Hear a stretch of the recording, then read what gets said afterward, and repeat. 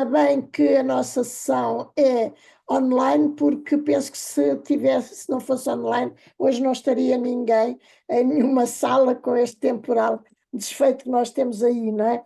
Mas, em primeiro lugar, e antes de mais, eu gostaria de agradecer ao professor José Borbinha o privilégio que nos dá por estar hoje aqui conosco a mostrar-nos quão importante é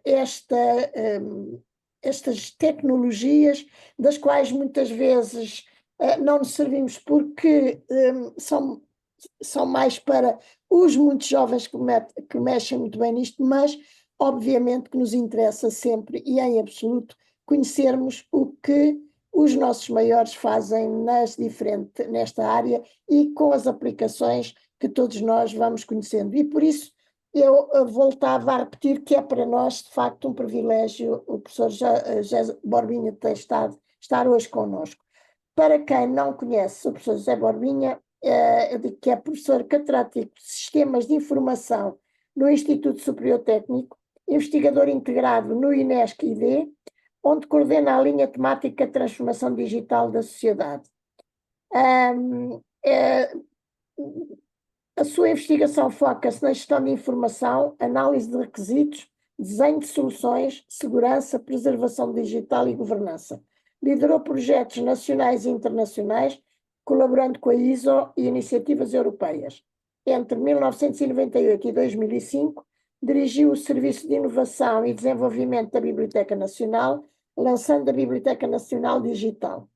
Posteriormente, participou em iniciativas nacionais e internacionais, tais como a Europeana, EDML e a Archiving e a Biodata PT. Em 2019 foi consultor no Secretariado da ONU e até 2021 assessor para a tecnologia na Secretaria de Estado da Inovação e Modernização Administrativa. E é membro correspondente da Academia das Ciências de Lisboa e de várias outras associações profissionais. Tem participado e participa em comitês científicos e atua como consultor e avaliador para a Comissão Europeia, NSF e FCT. Destacam-se os seus contributos para os serviços internacionais e archiving, EUDML e Europeana, e destaca-se um enorme currículo nesta área e, portanto, mais uma vez, muito obrigada, professor, por estar connosco e estamos aqui para aprender e para ouvir, e a palavra é sua. Muito obrigada. Muito obrigado, então. Antes de tudo, sou eu que agradeço o privilégio de estar aqui nesta sessão, não é? Porque estarmos entre os nossos pares é sempre um prazer. Eu não faço ideia se isto vai funcionar bem ou não, portanto estejam à vontade. Mesmo durante a apresentação, eu não tenho uma conversa muito longa preparada, mas para quem me conhece, eu sou um pouco fala barato, portanto, se calhar o risco de falar muito. Eh, eh, Portanto, estejam à vontade para me interromper, está bem? Para perguntar qualquer coisa durante o caminho, embora depois eu esteja à vontade para podermos discutir no final. Então, tenho aqui uma apresentação, uns slides. Como já tinha dito, no e-mail que eu enviei anterior, eu depois poderei disponibilizar estes slides, está bem? Portanto, e eu tenho um pequeno textozinho com links de páginas e sites online sobre várias das coisas que eu vou falar a seguir. Portanto, eu penso que para quem tiver algum interesse, isso poderá ser interessante. Portanto, ok. Podia eventualmente partilhar no chat e as pessoas poderiam ir lá buscar. Não sei se acha que seria. Sim, eu posso partilhar os slides Não, e eu duas digo páginas com o os links texto, e depois eu digo o poderão texto, distribuir por quem quiser. Tá bem? exato. Certo. Portanto, só para confirmar, neste momento estão a ver a minha apresentação? Sim, senhora. Ótimo, obrigado. Então vamos lá. Não está em tela cheia, então, ou é porque está pequenino, ou sou eu que eu tenho pequenino. Então, se calhar eu estou a partilhar o ecrã. É que eu tenho aqui daqueles vários ecrãs ao mesmo tempo. Eu não sei o que é que estão a ver, mas eu estou a ver um quadradinho pequenino. Sim, não, eu estava a partilhar o ecrã errado, desculpa. Só mais. Agora, certo? Sim, sim. Agora, pronto, Agora, agora, então, agora, eu tenho aqui um computador com ecrã externo e estava a partilhar o errado. Ora bem, então mais uma vez, boa tarde. Pois eu realmente eu tenho tido o privilégio nestes temas de ter um pé em cada lado, não é? Portanto, apesar de ter uma formação, portanto, ter uma formação de base de engenharia, tenho tido uma vida académica normal, mas tenho tido a sorte de ter podido pôr em prática e até aprender da prática muitas das coisas que vamos aqui falar. E, portanto, realmente tem sido uma vida interessante nesse aspecto. Então, vamos lá ver. Bibliotecas, arquivos e museus. É daquelas coisas que todos nós temos uma ideia mais ou menos do que é que estamos falando, não é? Nós somos geração do século XX, os que vêm agora ao século XXI, estiveram antes, antes de nós, muitos deles já começaram no século XIX, embora tenham partilhado connosco. E o século XX foi um período muito especial para estes temas, não é? Uh, Foi a consolidação do conceito de bibliotecas, que então todo o movimento de bibliotecas públicas, bibliotecas nacionais, que já vinha do século XIX, em alguns casos até anterior, teve uma grande consolidação no século XX. Por exemplo, eu quando estive na Biblioteca Nacional, achei interessante porque um dos grandes temas que se discutia a nível internacional na altura era um movimento que havia de construção de grandes novas bibliotecas nacionais. Portanto, já se sentia que vinha aí o digital, mas ainda não se percebia bem o que era, né? Se tinha a visão a perspectiva do impacto que ele tem hoje, não é? Por outro lado, o mundo da impressão do papel estava no seu auge e era preciso ter outras abordagens. Portanto, eu recordo, foi quando em França que foi criada a Très Grande Bibliothèque, não foi a Biblioteca de Mitterrand, e a construção de bibliotecas um pouco por todo o mundo era visto como uma grande oportunidade até de afirmação cultural dos países, com a convocação de grandes arquitetos, e era sempre um debate, era muito interessante. Por outro lado, nos arquivos, aí era a revolução digital, não é? Portanto, quando são arquivos nacionais, era toda a temática de, no Estado, estar a aparecer a chamada desmaterialização dos processos, e, portanto, pouco e pouco estava desaparecendo o papel, eh, e já se sentia isso, né?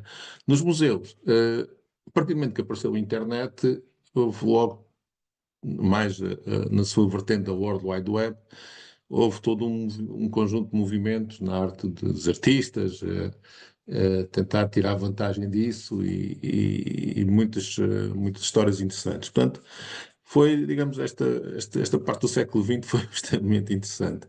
E agora eu diria que estamos um pouco a fechar esse capítulo e estamos a entrar num outro mundo em que toda esta ubiquidade do digital já não é claramente uma hipótese, né? É um facto. O problema é que é um facto que nós não sabemos o que é que vai ser. Portanto, temos umas suspeitas e, portanto, eu vou tentar partilhar convosco um pouco dessa experiência e deixar também aqui uns pontos de reflexão. Portanto, não irei falar de coisas muito inovadoras, de grandes novidades, que eu espero, presumo que muitas delas aparecem-nos no dia a dia, etc. Mas, por favor, estejam à vontade, algo que queiram discutir, eu terei todo o prazer. Portanto, começando de uma forma muito simples, o que é que nós estamos falando?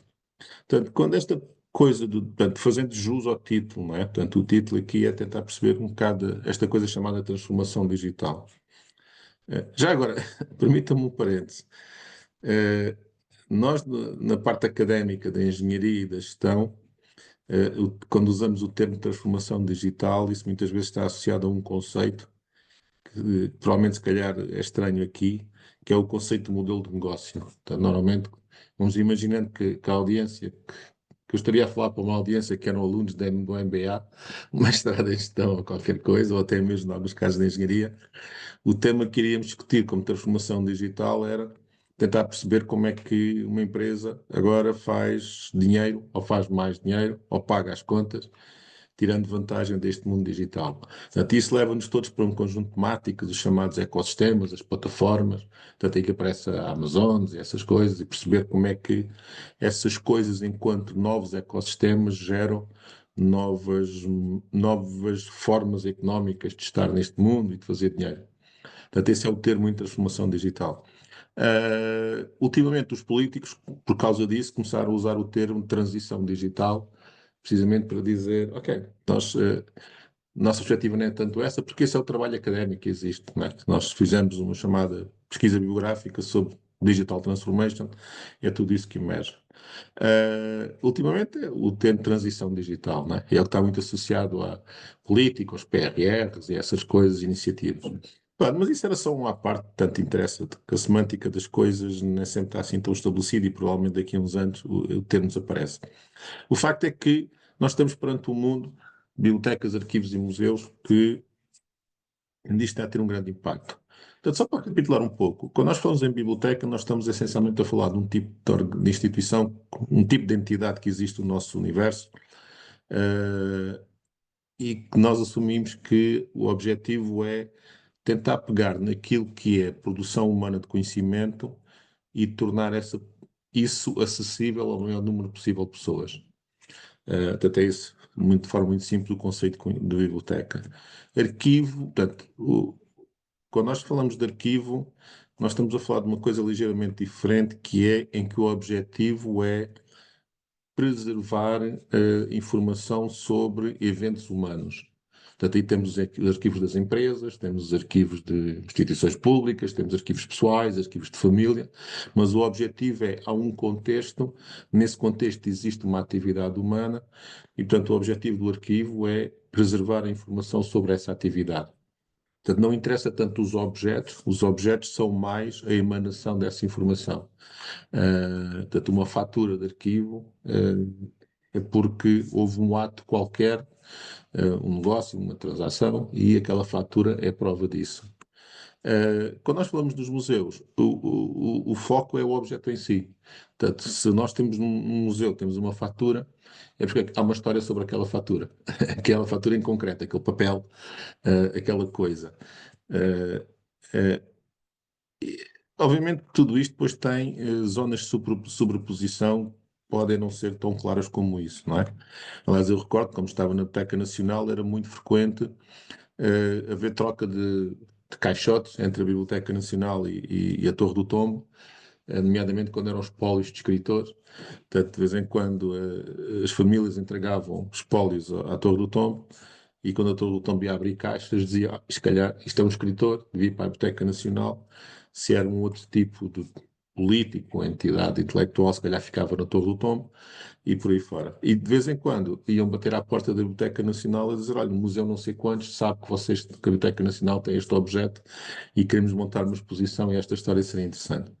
Então, estamos aqui a falar de um conjunto de conceitos que, de alguma forma, nasceram, em alguns casos, no século XVIII ainda, o conceito, por exemplo, de arquivos, o arquivo da forma como nós temos o arquivo hoje em dia, teve um grande impulso com a Revolução Francesa. O arquivo do Estado, enquanto repositório de informação para o Estado prestar contas aos seus cidadãos, para as pessoas poderem ir lá consultar o que é que o Estado anda a fazer.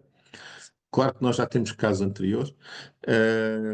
No século XIX, com a impressão, com o grande impulso das tipografias automatizadas a vapor, e essas coisas primeiro, e depois a automatização dessa grande revolução da indústria do livro, e daí a grande emergência das bibliotecas públicas, com a Revolução Industrial, o interesse do proletariado em aceder à informação mais técnica.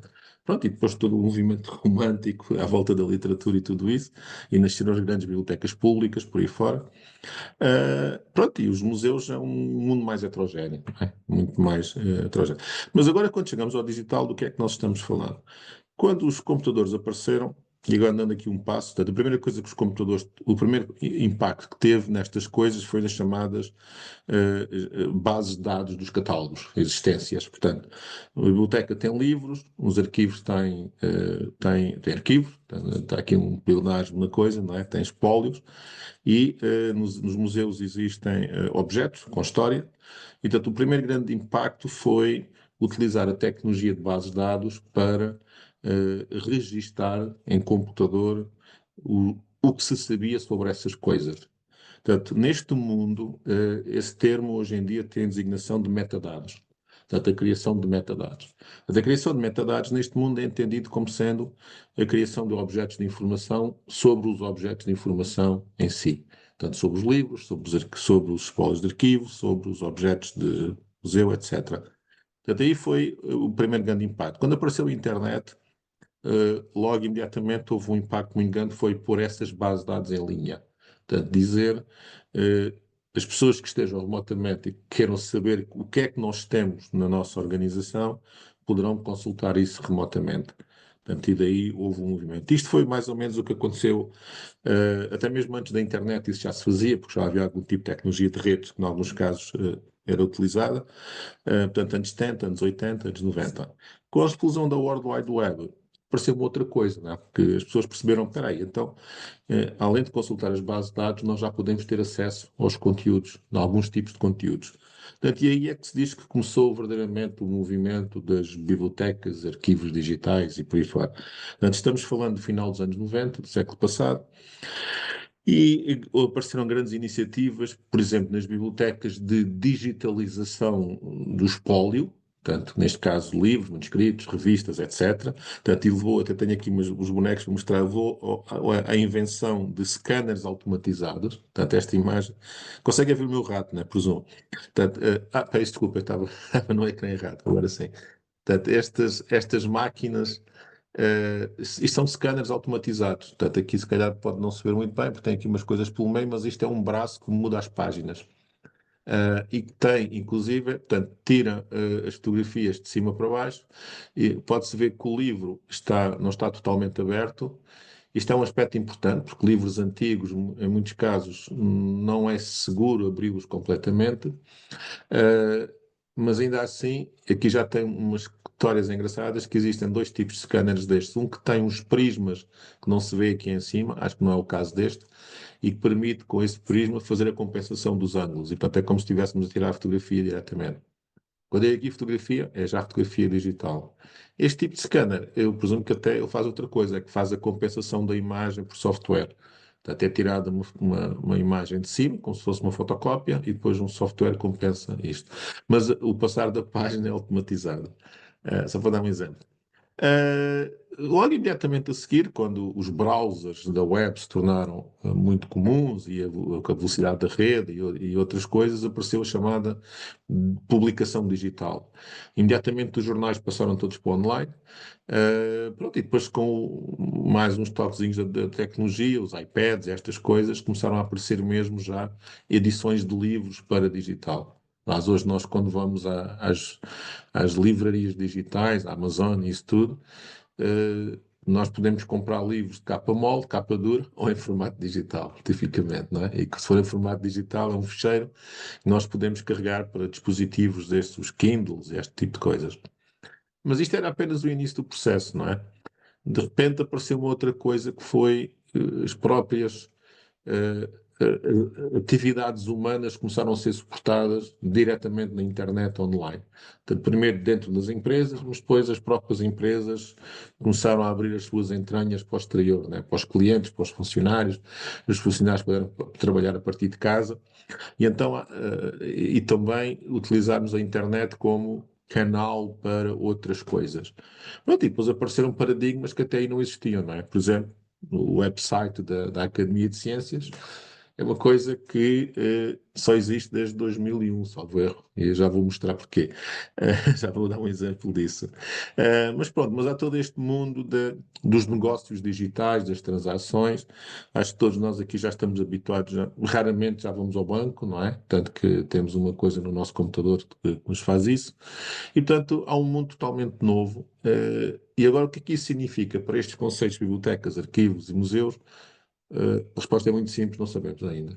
Portanto, como eu disse há pouco, tentei dizer há pouco na introdução, no meu entendimento disto é que nós estamos claramente no fim de um ciclo histórico e estamos a começar outro. E não só por causa disto, não é? Até porque apesar este bichinho aqui, esta coisa chamada inteligência artificial, que de repente nos rebentou na cara, que nós no mundo académico, das pessoas que estão mais ligadas a isto, já prevíamos, mas portanto, obviamente há 3 anos para cá isto é uma realidade nova, mas eu vou ser muito franco, se há 3 anos me tivessem perguntado qual é a visão para isto, eu diria que aquilo que estamos a viver hoje era aquilo que nós prevíamos na altura, daí a 10 anos. E, portanto, de repente aconteceu. Já todos nós sabemos que o mundo que nós temos hoje, da chamada inteligência artificial generativa, as grandes análises de dados com determinados tipos de efeitos, etc., era um mundo que estava ali, que era seguro, ia acontecer, mas mesmo nos meios académicos mais informados, nós fomos surpreendidos com a rapidez com que isto aconteceu. Portanto, nós sabemos o que é que está a acontecer, sabemos como é que funciona, ensinamos isto nas nossas cadeiras. Temos no técnico muitos alunos de doutoramento nos últimos 20 anos têm feito investigação sobre estas coisas, portanto, conseguimos entender, mas realmente fomos surpreendidos com a velocidade com que isto foi passado para a prática. Portanto, dito isto, pronto, mas isto é mais ou menos o paradigma que temos aqui. Portanto, algo que foi pegar no clássico, no tradicional e dizer, pronto, vamos transformar isto em bits e bytes. Aqui já temos um pouco de transformação digital, né? Porque quando os jornais vieram online, os Amazons e essas coisas, já houve aqui novos modelos de negócio integrados, etc. Por exemplo, se calhar muito pouca gente não está muito a par disso, né? Mas uma grande atividade da Amazon hoje em dia, do negócio, vem do facto da Amazon funcionar como intermediador.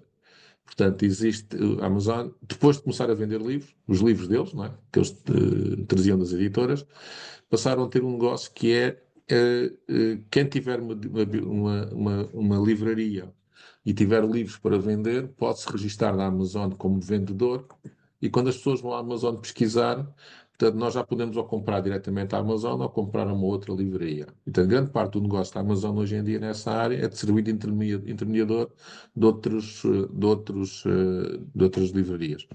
E, portanto, isso já de alguma forma é uma revolução, é um novo conceito de negócio. Portanto, e daí os conceitos de ecossistemas e muito associados a isso. E a Amazon, nesse aspecto, foi revolucionária. Portanto, hoje em dia, há muitas formas de fazer negócio no mundo digital em que se está literalmente a copiar ou a prosseguir um caminho que foi aberto pela Amazon vendendo livros. Então, aí já se pode dizer que, de uma certa forma, uma transformação digital, neste caso não da biblioteca ou dos arquivos, mas da livraria. Uh, Outra coisa que também não é muito conhecido é que aquela coisa que chamamos hoje de cloud, e que anda aí a tecnologia de cloud, não foi a Amazon quem inventou, mas a primeira empresa que aplicou a sério e que revolucionou e que ainda hoje continua a revolucionar o que é que isso é em termos de tecnologia, foi a Amazon. E, portanto, por causa do negócio de vender livros, a Amazon teve que inventar um conjunto de coisas novas.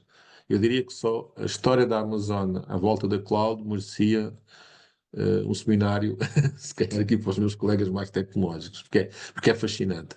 E 25% do volume de negócios da Amazon provém dessa atividade hoje em dia. Portanto, temos alguém que, vejam só, alguém que começou como sendo uma livraria digital, depois passou a ser um supermercado de livros, não é? Ou de livrarias, e hoje em dia é uma das grandes empresas de tecnologia em toda esta revolução que está a acontecer.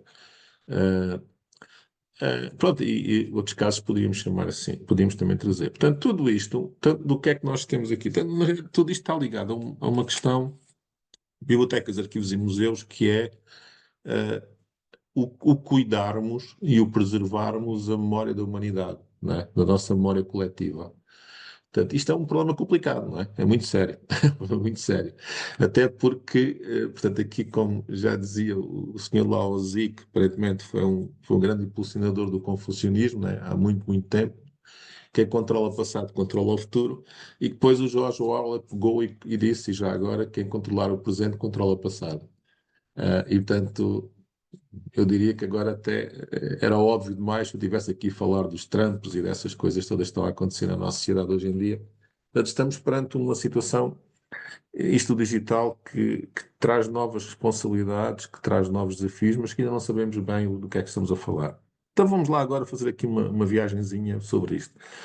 Na forma como nós entendemos as coisas hoje em dia, de alguma forma podemos dizer historicamente que esta história, com um foco especial nas bibliotecas, arquivos e museus, nasceu por volta dos anos 90 do século passado e nos Estados Unidos a NSF, a DARPA e a NASA, o que é engraçado, a NASA, depois numa primeira fase e depois numa segunda fase com a Biblioteca do Congresso, criaram um grande programa de investigação na área da ciência, portanto, neste caso vocacionado para quer a informática, mas também a área das humanidades.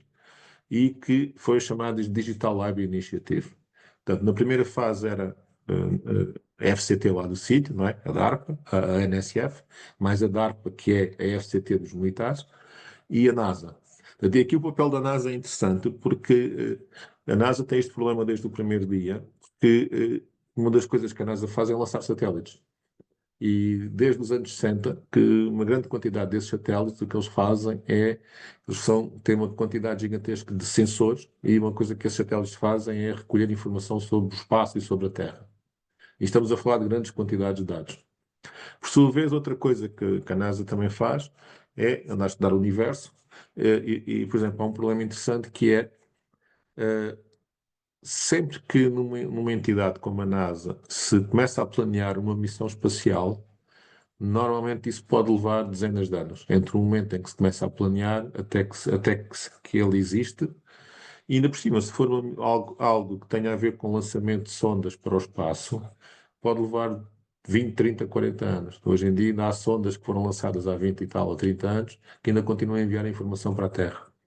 E, portanto, é necessário não só responder à pergunta como é que se gera todos esses dados associados a isso, mas também como é que se gera toda a informação de qual é a tecnologia que está num satélite, numa sonda, para poder reagir se houver uma avaria, se houver uma coisa qualquer, ou até de um ponto de vista histórico, não é?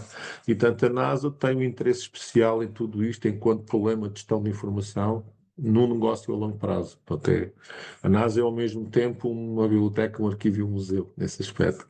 E daí esta associação foi mais ou menos natural, e houve um projeto entre os anos 1994 e 98, e depois em 99 juntou-se a Biblioteca do Congresso. Eu acho que foi aí que eu entrei, porque foi nessa altura que eu comecei também trabalhando com a Biblioteca Nacional, e eu tive o privilégio, nessa altura, de ter sido consultor deste programa, convidado pela NSF e Biblioteca do Congresso, mas já como, digamos, diretor de informática da Biblioteca Nacional. Porque nessa altura não havia muitos diretores de informática em bibliotecas nacionais que fossem engenheiros informáticos, e muito menos que fossem docentes universitários como eu era. E, portanto, tornava-se fácil para mim ter um tipo de intervenção nestes programas. E pronto, e foi extremamente interessante. Uma das coisas que não é sabido geralmente é que desta iniciativa, da primeira iniciativa, foi onde nasceu o Google. Portanto, dos projetos que foram financiados, um dos projetos era da Universidade de Stanford, e na equipa de projeto, nessa equipa de projeto, estavam dois alunos que estavam a começar o doutoramento nessa altura, e que, ao fim de 6 meses de estarem nesse projeto, disseram ao seu orientador: olha, nós queremos sair deste projeto, temos uma ideia para criar uma empresa. Portanto, e o orientador, na altura, deu-lhes uma palmada nas costas e disse: vocês estão a ter uma excelente ideia, têm todo o meu apoio. E foi assim que nasceu o Google. Estão a ver? E, portanto, durante muito tempo, a NASA, sempre que era questionada para justificar quando é que andava a gastar o dinheiro, entre uma das muitas coisas que eles diziam, olha, um dos exemplos foi nós ajudámos a nascer o Google. Porquê? Porque tudo isto tinha a ver com o Google. Tem uma formulação de problema muito simples, não é? É dizer, vamos olhar para toda a informação que está na internet, e, portanto, vamos ver isso como uma gigantesca biblioteca barra arquivo, portanto, e vamos construir tecnologia para permitir a qualquer pessoa responder à pergunta: onde é que está isto, não é? Algo que eu procuro. E, portanto, com essa formulação muito simples, eles começaram a resolver o problema. Cá pela Europa, havia muitas iniciativas nacionais, mas ao nível europeu, eu diria que até 2005 não havia nada de significativo. E depois, em 2005, aconteceu uma coisa que um pequeno demónio foi o Google, apareceu com o Google Books, não é? Portanto, o Google disse: ok, nós já somos líderes mundiais neste negócio de indexar a internet, mas então agora vamos buscar o que está nas prateleiras. Portanto, e como na altura já era uma empresa de grande sucesso económico, deu só ao luxo de pôr de lado uns milhões de dólares e de ir bater à porta um grande número de bibliotecas nacionais e dizer: se vocês quiserem trabalhar connosco, ou nós estamos dispostos a trabalhar convosco, em que nós pagamos a digitalização de livros, de revistas e de coisas que vocês têm, e em contrapartida vocês deixam-nos indexar isso e pôr isso nos nossos serviços. Portanto, isso começou por sendo o Google começou por aí, mas na realidade o objetivo já era, naquela ótica de transformação digital, de como fazer dinheiro com isto, era depois a seguir ir ao mercado dos editores, não é? E dizer, olha, nós podemos ser também o catálogo permanente do mundo editorial. Uh, Isso, na altura, e agora fazendo aqui rapidamente uma história complicada, isso levantou problemas extremamente complexos do ponto de vista dos direitos de autor, mexeu diretamente com o negócio das grandes editoras, elas sentiram-se ameaçadas, e tanto o projeto do Google Books, pode dizer que hoje em dia é uma coisa que continua a existir, é um serviço do Google, mas não é tanto na formulação que eles tinham inicialmente. Que era um pouco tentar roubar o negócio da Amazon e mais com mais umas coisas inovadoras, mas pronto. No entanto, ele teve um aspecto muito interessante que foi, criou tecnologia, e muita tecnologia open source que muita gente usa para fazer este tipo de manipulações de informação, e teve outro efeito interessante, que foi, pôs um ministro francês a telefonar para Bruxelas e a dizer os americanos vão tomar conta disto tudo, não pode ser. E, portanto, criou em Bruxelas uma sensação de pânico que fez com que a Comissão Europeia criasse também uns programas europeus de bibliotecas digitais. Pronto, eu participei nisso desde o primeiro dia. E na altura, a Biblioteca Nacional de Portugal foi das mais ativas em todo esse movimento, muito poucas pessoas sabem isso. Aliás, nós inclusive colaborámos com o Google Books no início, nós ensinámos coisas de o que é uma biblioteca e como é que se faz na biblioteca às equipas do Google. Portanto, tipicamente, na primeira ronda que eles contactaram as maiores bibliotecas nacionais, as bibliotecas que mais na altura estavam capacitadas para trabalhar com eles tecnologicamente tipicamente era a British Library, era a Biblioteca da Holanda, a Biblioteca da Finlândia, da Suíça, e éramos nós, acreditem ou não, mas éramos este gangue de 5, éramos o grande driver de tecnologia nas bibliotecas na Europa, e portanto foram uns tempos muito interessantes. Depois, pronto, depois os outros apareceram. Os franceses não estavam nessa lista, os franceses são sempre uma cultura à parte, não é? Portanto, os franceses, a tecnologia da Biblioteca Nacional de França é espantosa, sofisticadíssima, desde o primeiro momento, mas sempre foi um problema para los a colaborar connosco. Portanto, nós íamos lá, tínhamos reuniões muito interessantes, a biblioteca é um sítio fantástico, mas depois na prática eles faziam as coisas deles e nós fazíamos o resto das outras. Já com o British Library, por exemplo, era muito interessante, era muito flexível. E então os nossos colegas holandeses em todo este aspecto foram espetaculares. A cultura holandesa de serviço público, Biblioteca Nacional. Aliás, na Holanda, a Biblioteca Nacional e o Arquivo Nacional estão no mesmo edifício. E toda a cultura deles de olhar para isto, eu acho que é exemplar. E depois os nossos colegas nórdicos a seguir. Portanto, nesse aspecto, tivemos privilégio de ter na Biblioteca Nacional de Portugal um conjunto de pessoas na direção que realmente foram muito visionárias, especialmente a Fernanda Campos, e que fizeram um trabalho espetacular em termos de alavancar tudo isto. Pronto, isto houve aqui um conjunto de financiamentos que pela Europa inteira toda a gente se começou a mexer e foi aqui que entraram a sério os académicos europeus. E um dos resultados disso é uma coisa que existe hoje em dia, uma coisa chamada Europeana. Portanto, Europeana é, falando de forma simples, portanto, não é uma biblioteca digital per si, é uma espécie de Google, mas feito de uma maneira especial, portanto, e que portanto, recebe dados de bibliotecas, arquivos e museus por toda a Europa, portanto, que tem os seus catálogos digitalizados e que fornece os dados desses catálogos para uma base de dados central. E essa base de dados é europeana. Portanto, inicialmente começou por ser apenas dados, mas depois, à medida que tudo isto foi sofisticando, agora também já são amostragens dos conteúdos. Por exemplo, como podemos ver aqui neste slide, estamos a ver imagens, e portanto, quando há uma coleção de arte, já é possível juntar aos metadados pequenas imagens das obras de arte. Se estamos a falar de livros, é possível juntar digitalizações, páginas, a mesma história de arquivos. E, portanto, a Europeana é uma base de dados que tem metadados, portanto, são as descrições, título, autor, datas, essas coisas. É uma descrição que pode ser bastante sofisticada, pode ter textos de resumo e pode ter também aquilo que nós chamamos de representativos do objeto. pode ser pequenos vídeos, pequenos bocados de vídeo, imagens, etc. Eh, o que tem de interessante é que estamos a falar de, a última vez que eu falei com eles e vi, até porque um dos diretores técnicos lá é um antigo aluno meu, e a última vez eles falaram qualquer coisa cerca de 500 milhões de objetos, de inscrições, de toda a Europa, bibliotecas, arquivos e museus. Inclusive algumas entidades, como por exemplo os arquivos franceses da Pathé, de filmes, portanto, tem toda a base de dados de filmes, documentários, etc.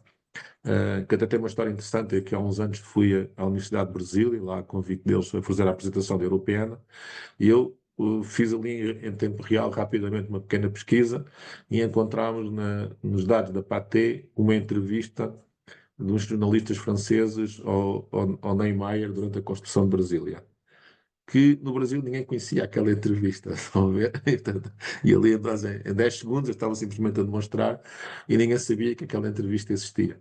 E portanto é o poder da tecnologia destas coisas. Ter o OPN é realmente uma grande realização europeia. Portanto, hoje em dia é um serviço financiado em grande parte pela própria Comissão Europeia. Portanto, não é uma coisa da União Europeia, tem uma fundação. Os membros desta fundação são associações europeias, bibliotecas, arquivos, museus, as grandes associações, portanto, tomam as decisões, mas grande parte do financiamento vem diretamente dos programas europeus neste caso, de ciência, de impulsionar a cultura, etc. Portanto, a Europeana continua a ter uma atividade muito significativa de investigação propriamente dita, desenvolvimento de tecnologia para este tipo de coisas. E temos tido muitos portugueses envolvidos, lá, alunos, etc. E agora até já pessoas que já são séniores, passados estes anos. Ao mesmo tempo, em Portugal, nós estávamos fazendo aquilo que nós chamamos a Biblioteca Nacional Digital, né? Fazendo a mesma coisa, digitalizando os nossos arquivos, etc., os nossos conteúdos da Biblioteca Nacional. Os nossos colegas da DG Lab, da Torre do Tombo, também estão fazendo a mesma coisa. Portanto, o portal português de arquivos, entretanto, apareceu. A Biblioteca Nacional Digital, com uma grande coleção já de coisas digitalizadas, em que aqui a estratégia tem sido a abordagem pelo conteúdo de interesse histórico, não é? Portanto, trazer para o digital aquilo que tem interesse histórico. Isto aqui não é nada de novo, por todo o mundo, todas as grandes bibliotecas nacionais e arquivos foram fazendo. Portanto, esta foi. Existe um repositório, uma coisa interessante em Portugal, uma coisa que se chama o RNOD, Registro Nacional de Objetos Digitais, foi, já depois da Biblioteca Nacional ter firmado a Biblioteca Nacional Digital, por todo o país, obviamente, foram aparecendo projetos semelhantes, bibliotecas públicas do Porto, bibliotecas académicas, universitárias, nossos colegas de Coimbra, etc. Portanto, e a certa altura surgiu a necessidade de dizer era interessante haver uma base de dados só com isto. Portanto, esta base de dados é este o Renode. Se pesquisarem na internet, Renode, facilmente encontram. E, portanto, e na realidade é a partir desta base de dados que é alimentada a europeana. Portanto, a ideia é que todas as instituições em Portugal que tenham projetos de digitalização devem construir a sua base de dados. Essa base de dados deve fornecer os dados ao Renode e o Renode fornece os dados à europeana. Portanto, e é assim um pouco para a Europa inteira que se fazem estas coisas. Já agora, curiosidades, na mesma altura apareceu o Google Maps e isso, não é? Portanto, estamos a falar aqui de 2007, 2009. Então, por exemplo, isto é um projeto que nós da Biblioteca Nacional fizemos de forma pioneira, só para vos dar uma ideia do tipo de coisas que se foi pensando nessa altura. Por exemplo, aqui pegámos nos mapas da Biblioteca Nacional já digitalizados, e aqui é o exemplo do Atlas do Fernão Vaz Dourado, e, por exemplo, depois pegámos os mapas em cima do Google Maps. Portanto, a imagem que estão a ver por trás é o Google Maps, não é? E isto foi uma aplicação criada por nós, e pegámos dos mapas que tinham sido digitalizados, estavam aqui na base de dados, já digitalizados, e simplesmente atirámos ali por cima. Portanto, pondo as coordenadas geográficas. Isto trouxe desafios muito interessantes, porque presumo que alguns de vocês sabem mais de cartografia antiga do que eu, ou de cartografia simplesmente. Portanto, significa que muitos destes mapas antigos, eh, as coordenadas, a informação geográfica está tudo menos precisa, não é? Há todo o tipo de instruções que se possa imaginar. Portanto, isto vou-nos até fazer uns softwares engraçados para, por exemplo, fazer tentativas de correção semi-automatizada disto. Por exemplo, aqui temos um caso no mapa da Holanda, porque isto foi feito em colaboração com várias bibliotecas da Europa toda. Portanto, e aqui a ideia era podemos pegar nos cantos do mapa e esticar e poder até fazer ali uma coisa que já não era retângulo, não era nada, mas que correspondesse às coordenadas reais, não é? Portanto, isto para os nossos amigos de estudo da cartografia na altura histórica foi uma coisa muito interessante. Bom, e depois com timelines e essas coisas. Portanto, e por toda a Europa e por o mundo inteiro, toda a gente começou a fazer coisas destas, não é? Portanto, o que é que quer dizer? Portanto, num primeiro passo, pegar nos documentos que estavam sendo digitalizados e usar as novas capacidades da tecnologia para tirar novos partidos deles, desses documentos. Portanto, isto aqui é o Atlas do Fernão Vaz de Caminho, do Fernão Vaz Dourado, explorado de outra maneira. Estão a ver? Portanto, já não está encadernado, página 1, página 2, página 3, mas tem aqui toda uma outra forma de o explorar. Na verdade, isto é uma biblioteca digital de cartografia, não é? Portanto, uma coisa destas que está aqui são mapas feitos por alguém. E está aqui o nome da proveniência, não é? E tanto novas técnicas. E porque é que isto na altura era muito interessante? Isto na altura era muito interessante porque estes conteúdos eram muito valiosos e, por outro lado, não havia conteúdos digitais originais ainda, não é? Portanto, a quantidade de páginas novas na web ainda era muito pouca, se pensarmos nestes anos. Não havia muita gente a pôr online conteúdos novos, e quando digo novos, verdadeiramente novos, não é? O que havia era um movimento de pegar o que já existia e pôr online, mas criar novos conteúdos. Não existia Wikipédia ainda, não havia nada dessas coisas, e portanto estes eram os recursos que havia. E, portanto foi uma oportunidade, né? Digamos aqui, um pouco a tecnologia estava à frente dos conteúdos, que hoje em dia é o contrário, se calhar. Seguindo em frente, por exemplo, outro exemplo muito interessante que nós fizemos foi a Biblioteca Europeia de Matemática, aqui com a Sociedade Portuguesa de Matemática e várias sociedades europeias de matemática, em que pegámos nos conteúdos históricos, portanto, nas publicações periódicas, nos jornais históricos europeus, e depois de serem digitalizados, também criámos uma biblioteca que permitiu fazer pesquisa. Acreditem ou não, agora isto é um slide, mas dá para pôr aqui por fórmulas matemáticas e pesquisar por arquivos, por artigos de acordo com as fórmulas matemáticas e por aí fora. E foi, portanto, apenas um exemplo de coisas. E aqui, portanto, neste caso, esta biblioteca, neste momento, é a história, parte da história europeia da matemática, que está aqui.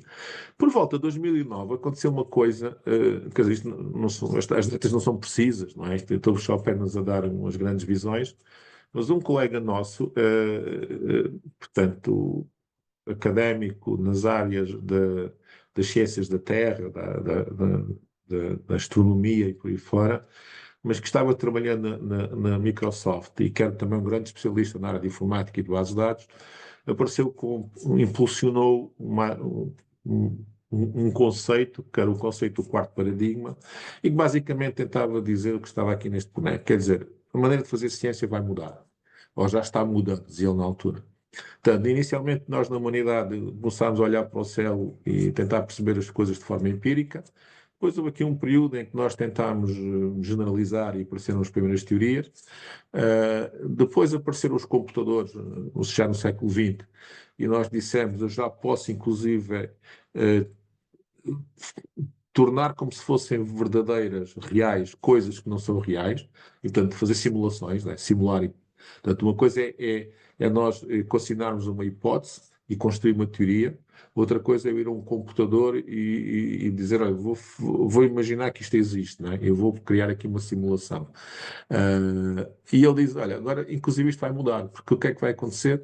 Vai haver uma altura em que nós vamos começar a produzir dados. Aliás, voltando à história da NASA, não é? Por exemplo, uma das coisas interessantes por esta altura foi muita gente foi correr aos arquivos da NASA e dizer: nós sabemos que nos últimos 20 anos vocês têm tido um satélite que anda à volta da Terra e que anda a medir a temperatura, e nós queremos esses dados. Portanto, e a NASA, na altura, andava a medir a temperatura da Terra porque o satélite não tinha nada que fazer, não é? E aguardando aqueles dados. Na altura, interessava-lhe saber qual era a temperatura naquele momento, mas nunca não tinha planos para o histórico. E de repente apareceu todo um conjunto de gente, investigadores das mais variadas áreas, a dizer esses dados são importantes. Nomeadamente quando apareceu toda a questão ecológica, por exemplo, desflorestação da Amazónia, portanto, aquecimento global. E, portanto, todo esse tipo de informação passou a ser, informação para já, dados, não é? Passou a ser de valor potencial incalculável. E daí o facto da NASA estar envolvida na Digital Lives Initiative desde o primeiro dia, por exemplo. Não foi só o facto, mas é uma ideia. E, portanto, isso começou a meter na cabeça das pessoas este conceito de que o mundo agora vai ser diferente. Repare, isto era mesmo por volta do ano 2000, não é? E, na verdade, é o que se verifica hoje, não é? Portanto, nós hoje temos um mundo que é quase data-driven, não é? Portanto, tudo o que acontece no mundo. Portanto, nós estamos aqui, quando eu acabar de vos incomodar com esta conversa, vocês todos vão ver os vossos e-mails e está lá a mata de e-mails mandados por máquinas, não é? As máquinas que andaram, eh, que foram ver qual foi o último site que vocês viram na internet e que, por causa disso, mandaram essa informação para um outro serviço qualquer e passados 3 ou 4 computadores, há um que vos manda um e-mail a dizer: "Olha, você se andou a ver sites de gatos, se calhar gosta de comida para gatos, está aqui publicidade." Mas isto é um mundo já assim data-driven, não é? E que nós não temos qualquer controle sobre ele. É complicado. Isto foi mais um desabafo. E, portanto, este paradigma trouxe uma outra atenção para este mundo que nós estávamos habituados a ver, bibliotecas, arquivos e museus, que foi os dados. Quer dizer, espera aí, até aqui nós estávamos preocupados com os manuscritos do Mar Morto, com os mapas do Pero Vaz e com os manuscritos do Pessoa e os livros e essas coisas, não é? E os arquivos das carreiras das Índias, e tudo isso era mais ou menos óbvio. E de repente alguém disse: há aqui uma coisa nova. Portanto, uma coisa nova que até agora não lhes dá, se calhar, muito valor, mas nós temos máquinas a organizar coisas e estruturar. Portanto, se nós tivermos na praia da Costa da Caparica um sensor que está a ler a temperatura da água, portanto, antigamente tinha que ser uma pessoa que ia lá com um termómetro, metia o termómetro na água, media a temperatura e tomava nota num caderninho. Hoje em dia não é preciso nada disso. Nós pomos lá um sensor, pomos lá umas maquinetas, uns softwares, e aquilo está constantemente a ler a temperatura da água. Portanto, e pode estar a ser gravado. Portanto, e pode acontecer que depois aquilo interessa a alguém, não é? Portanto, e quando digamos a temperatura, podemos imaginar N coisas, não é? E, portanto, os desenvolvimentos na área da física, da ciência dos materiais, permitiu também o desenvolvimento de todo um conjunto de novas tecnologias de sensorização, etc., que, junto com estas coisas da eletrónica, criou um mundo novo. Portanto, o mundo é que hoje em dia nós conseguimos, com grande facilidade, ter sensores por todo lado. E não só sensores físicos, né? Depois, com a explosão da web, também temos os sensores sociais, não é? Portanto, o que é que as pessoas andam a fazer, onde é que vão, o que é que compram, o que é que visitam, etc. Isto tem sido um motivador, uma motivação extraordinária para tudo o que é hoje este boom da tecnologia. Portanto, grande parte das empresas que está por trás disto nem sequer são as clássicas IBMs ou esse tipo de coisas. São realmente as empresas de telemóveis, não é? As empresas de telemóveis, a Google, Nokias, portanto, e a Nokia já não tanto, já era, não é? Mas agora as que estão aqui na agenda. Porquê? Porque de repente os Microsofts, porque essas empresas de repente passaram a ter milhões de clientes, passaram a vendem milhões de dispositivos e até é todo um problema complicado de gerir esse negócio, não é? Portanto, já não dá para ter, já não há helpdesks em que nós telefonamos e eu digo: eu quero falar com esta pessoa, não é? Eu quero falar com alguém que me ajude na empresa. É tudo automatizado. Portanto, isso levou a desenvolvimento de todo um tipo de tecnologia, de uma coisa chamada interligação, capacidade de interligação entre dados. Portanto, nós temos, criou a necessidade de termos, quando nós já temos bases de dados diferentes, nativas, portanto, alguém as foi criando, e agora vem a necessidade de ligar essas bases de dados. E isso cria um mundo novo. Portanto, o termo que nós demos para isso, quando digo nós, fiz parte deste movimento de alguma forma, não é? Foi o Linked Data. E depois dissemos assim: para todas essas bases de dados que estão disponíveis publicamente, então temos um mundo Linked Open Data. E se nós conseguimos ligar todas essas bases de dados, nós conseguimos fazer serviços potencialmente inimagináveis. Portanto, aí nasceu um mundo novo. Portanto, nasceu este mundo que até, portanto, um grande impulsionador também foi o Tim Berners-Lee, o dito criador da web, portanto, quem teve a ideia daquilo que é a tecnologia da web hoje em dia. Portanto, temos um conjunto de princípios e depois houve todo um movimento e que levou àquilo que hoje em dia, por exemplo, é o site do dados.gov que a República Portuguesa tem. No fundo, é apenas o continuar de uma coisa que o primeiro foi o data.gov nos Estados Unidos, e depois todos os países fizeram coisas dessas, mas isto até já foi bastante mais tarde, porque inicialmente, quer dizer, mais tarde na forma que nós o vimos hoje, não é? Porque cada bolinha, isto repara, isto que aqui está é um site que existe, é real. O que este site tem, só tem esta página, quer dizer, tem mais de 2 ou 3 páginas, mas o que este site tem é, por trás tem uma base de dados que tem registado de forma estruturada isto que está aqui neste boneco. E o que é que está neste boneco é cada uma destas bolinhas é uma base de dados. Portanto, e é uma base de dados numa área específica. Por exemplo, a europeana, que aqueles 500 milhões de registros que eu vos disse, que descrevem 500 milhões de objetos espalhados na Europa, é uma destas bolinhas. Estão a ver? Uma base de dados qualquer, portanto, as bases de dados dos editores, por exemplo, Elsevier, é uma destas bolinhas. E, portanto, a partir do momento que todas essas entidades que tinham essas bases de dados e têm, decidiram alinhar com este esquema, né, jogar este jogo, o que isso quer dizer é que, seguindo as orientações que foram discutidas por estas comunidades, criaram formas de tornar as suas bases de dados acessíveis a outras bases de dados. Portanto, isto foi feito através de tecnologia normalizada. Portanto, os académicos e os engenheiros, quando estávamos trabalhando nisto, sentávamos à mesa e decidíamos, vamos fazer tecnicamente as coisas desta maneira. Por exemplo, aqui, por exemplo, este projeto, esta bolinha que está aqui chamada VIAF, que eu nem sequer tinha reparado que está aqui, isto é uma base de dados muito interessante europeia que tem um nome, tem uma entrada para qualquer pessoa na Europa que já foi autor de um livro, pelo menos. Estão a ver? Portanto, tem a base de dados, tem aquela base de dados agrega todos os autores europeus. Portanto, tem uma colaboração de todas as bibliotecas nacionais e que disponibilizam o seu registro de autores através de um destes mecanismos normalizados, e isso é agregado neste sistema. Estão vendo aqui? Então, qualquer uma destas coisas, eu diria, se tiver um tempo, põe aqui, porque isto até é interessante, isto, nós podemos clicar e isto faz zoom in, não é? Faz zoom e nós podemos ler o que está ali. Aqui é que vi, portanto, mas tem aqui que cada uma destas coisas é uma base de dados de qualquer coisa. Algumas delas são bases de dados gigantescas com milhões e milhões de entradas. Portanto, já estão a perceber que o chat GPT não nasceu ensinado, não é? Já perceberam onde é que ele foi aprender estas coisas todas, não é? Portanto, foi estes recursos que paulatinamente foram sendo criados nos últimos 30 anos, que hoje em dia permite-nos chegar a estes sítios.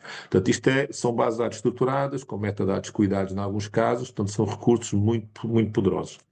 E, portanto, isto está aqui um movimento todo que, por exemplo, a Biblioteca Nacional de Portugal tem as suas bases de dados bibliográficas disponíveis desta forma desde 2003. E muita gente usa esses dados. Isto levou mais recentemente, portanto, agora tudo isto foi ganhando dinâmica, né? Estas energias todas, e até recentemente a Comissão Europeia criou uma política oficial para este domínio. Portanto, os chamados European Data Space, e disse a Comissão Europeia está na intenção e até mesmo na visão estratégica de alavancar a emergência de espaços de dados europeus. Repara, estamos a falar de um conceito novo, não é? Portanto, se nós quisermos chamar isto bibliotecas, podíamos chamar bibliotecas, podíamos chamar arquivos, podíamos chamar museus, porque cada um destes espaços de dados, o que se chama de dados aqui, tanto podem ser dados no sentido mais clássico, baixo nível, mas também podem ser livros, artigos, aquilo que temos nas bibliotecas e os espólios dos arquivos, etc. Portanto, aqui o conceito de dado é um conceito muito genérico. Por exemplo, quando nós temos aqui os espaços de dados de saúde, eu estou a falar neste que é o primeiro da lista, mas é por acaso, foi publicada a nova legislação europeia sobre ele há poucos meses. Por exemplo, considera neste espaço de dados os nossos registros clínicos.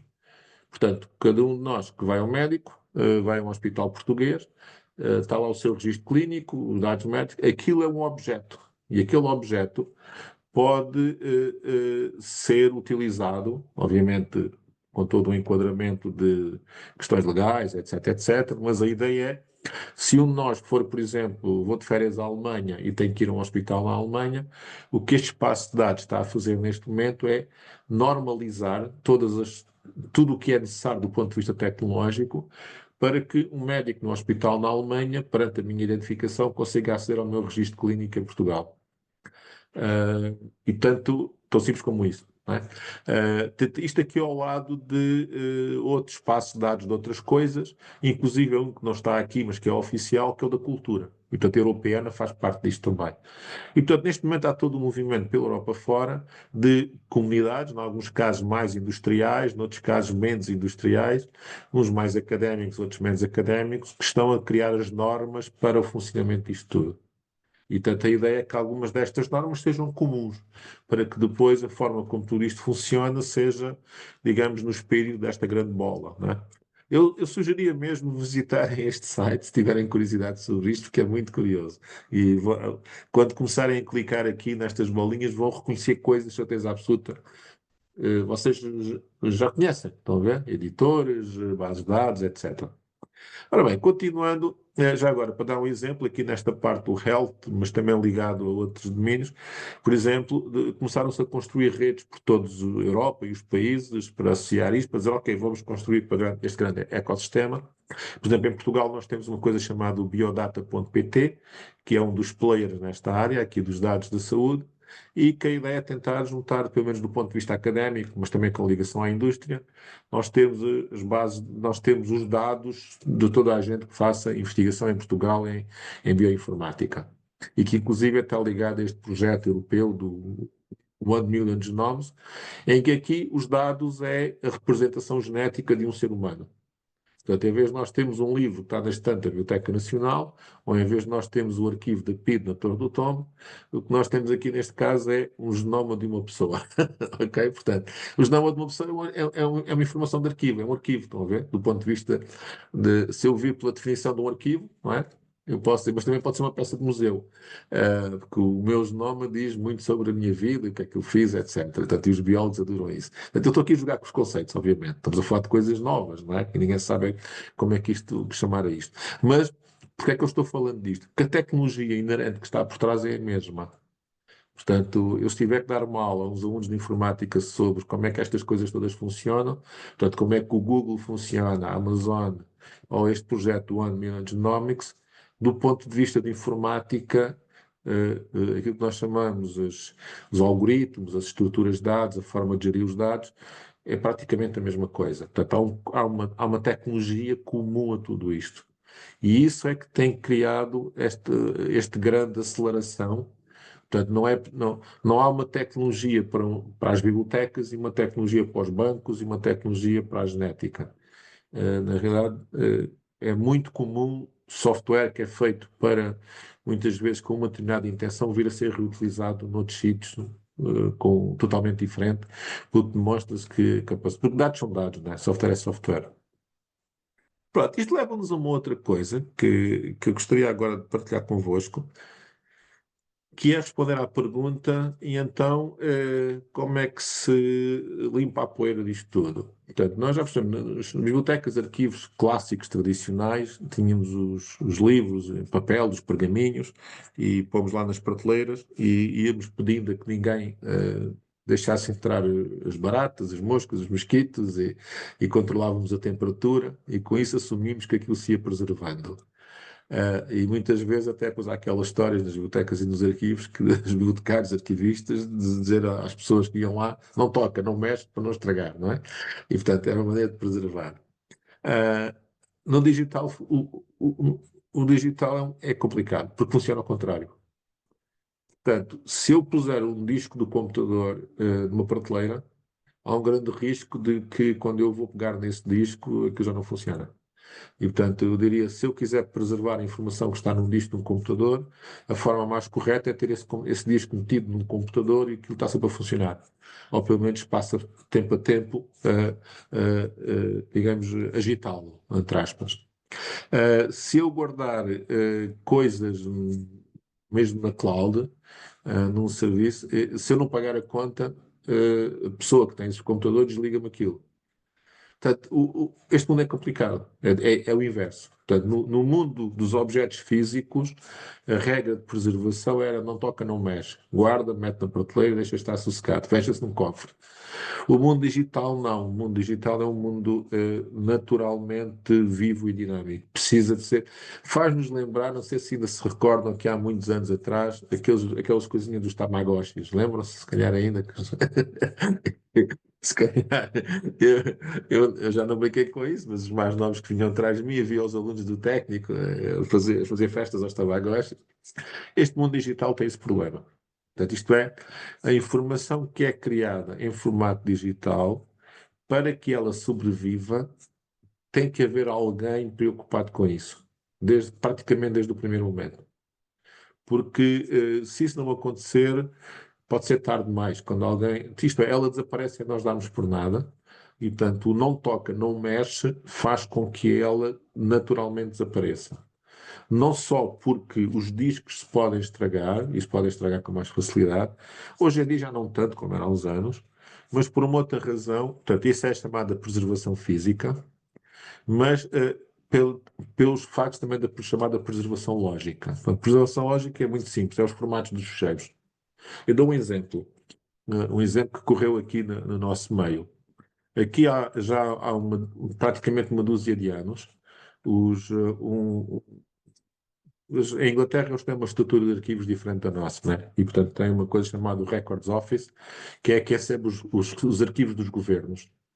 E eles um dia abriram umas caixas, estavam lá umas disquetes, e descobriram que numa dessas disquetes estava um ficheiro, e que aquele ficheiro estava em formato PowerPoint, PowerPoint 85, e por causa de outros elementos chegaram à conclusão que a apresentação que estava naquele PowerPoint, com grande probabilidade, era uma apresentação que tinha sido usada numa reunião do governo inglês, que tomou decisões muito importantes sobre o futuro do Orçamento de Estado.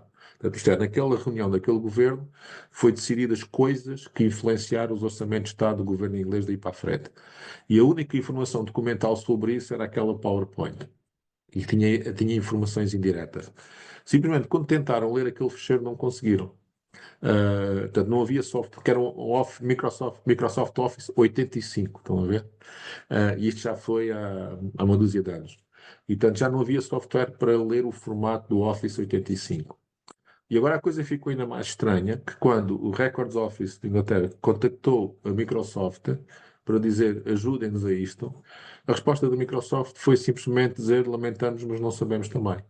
Portanto, a própria Microsoft, aqui há uma dúzia de anos atrás, já tinha perdido a informação técnica sobre como é que no formato PowerPoint 85 os dados estavam organizados. Estão a ver? E, portanto, isto é muito complicado, não é? Portanto, isto é, é como ter o pergaminho, mas há qualquer coisa que eu não consigo ler os símbolos que estão no pergaminho, estão a ver? Que estão ali umas coisas, estão uns zeros e uns uns, os bits e os bytes, mas a linguagem que está ali não é uma questão de ser português ou inglês, é como se fosse a linguagem do Leonardo da Vinci, né? O Leonardo da Vinci que organizou aqueles zeros e os uns, não disse a ninguém como é que aquilo está feito. E portanto, isto é esta história toda dos formatos dos ficheiros. Que depois, tipicamente, isto é feito com software que tem lá dentro o código para interpretar aquele formato de ficheiro. Como, entretanto, o Office 85 já ninguém usava em lado nenhum, e aquele ficheiro tinha um problema Zé qualquer, portanto, se o ficheiro estivesse bem, bom, ainda havia software que conseguia ler aquilo. Mas como o ficheiro tinha um pequeno problema, deve ter tido um problema qualquer na disquete, a ideia era tentar fazer arqueologia, que isso é possível, mas é preciso saber qual é o formato do fecheiro. E a Microsoft não sabia qual era esse formato do fecheiro. Portanto, eu podia continuar aqui, há muitas histórias sobre isto.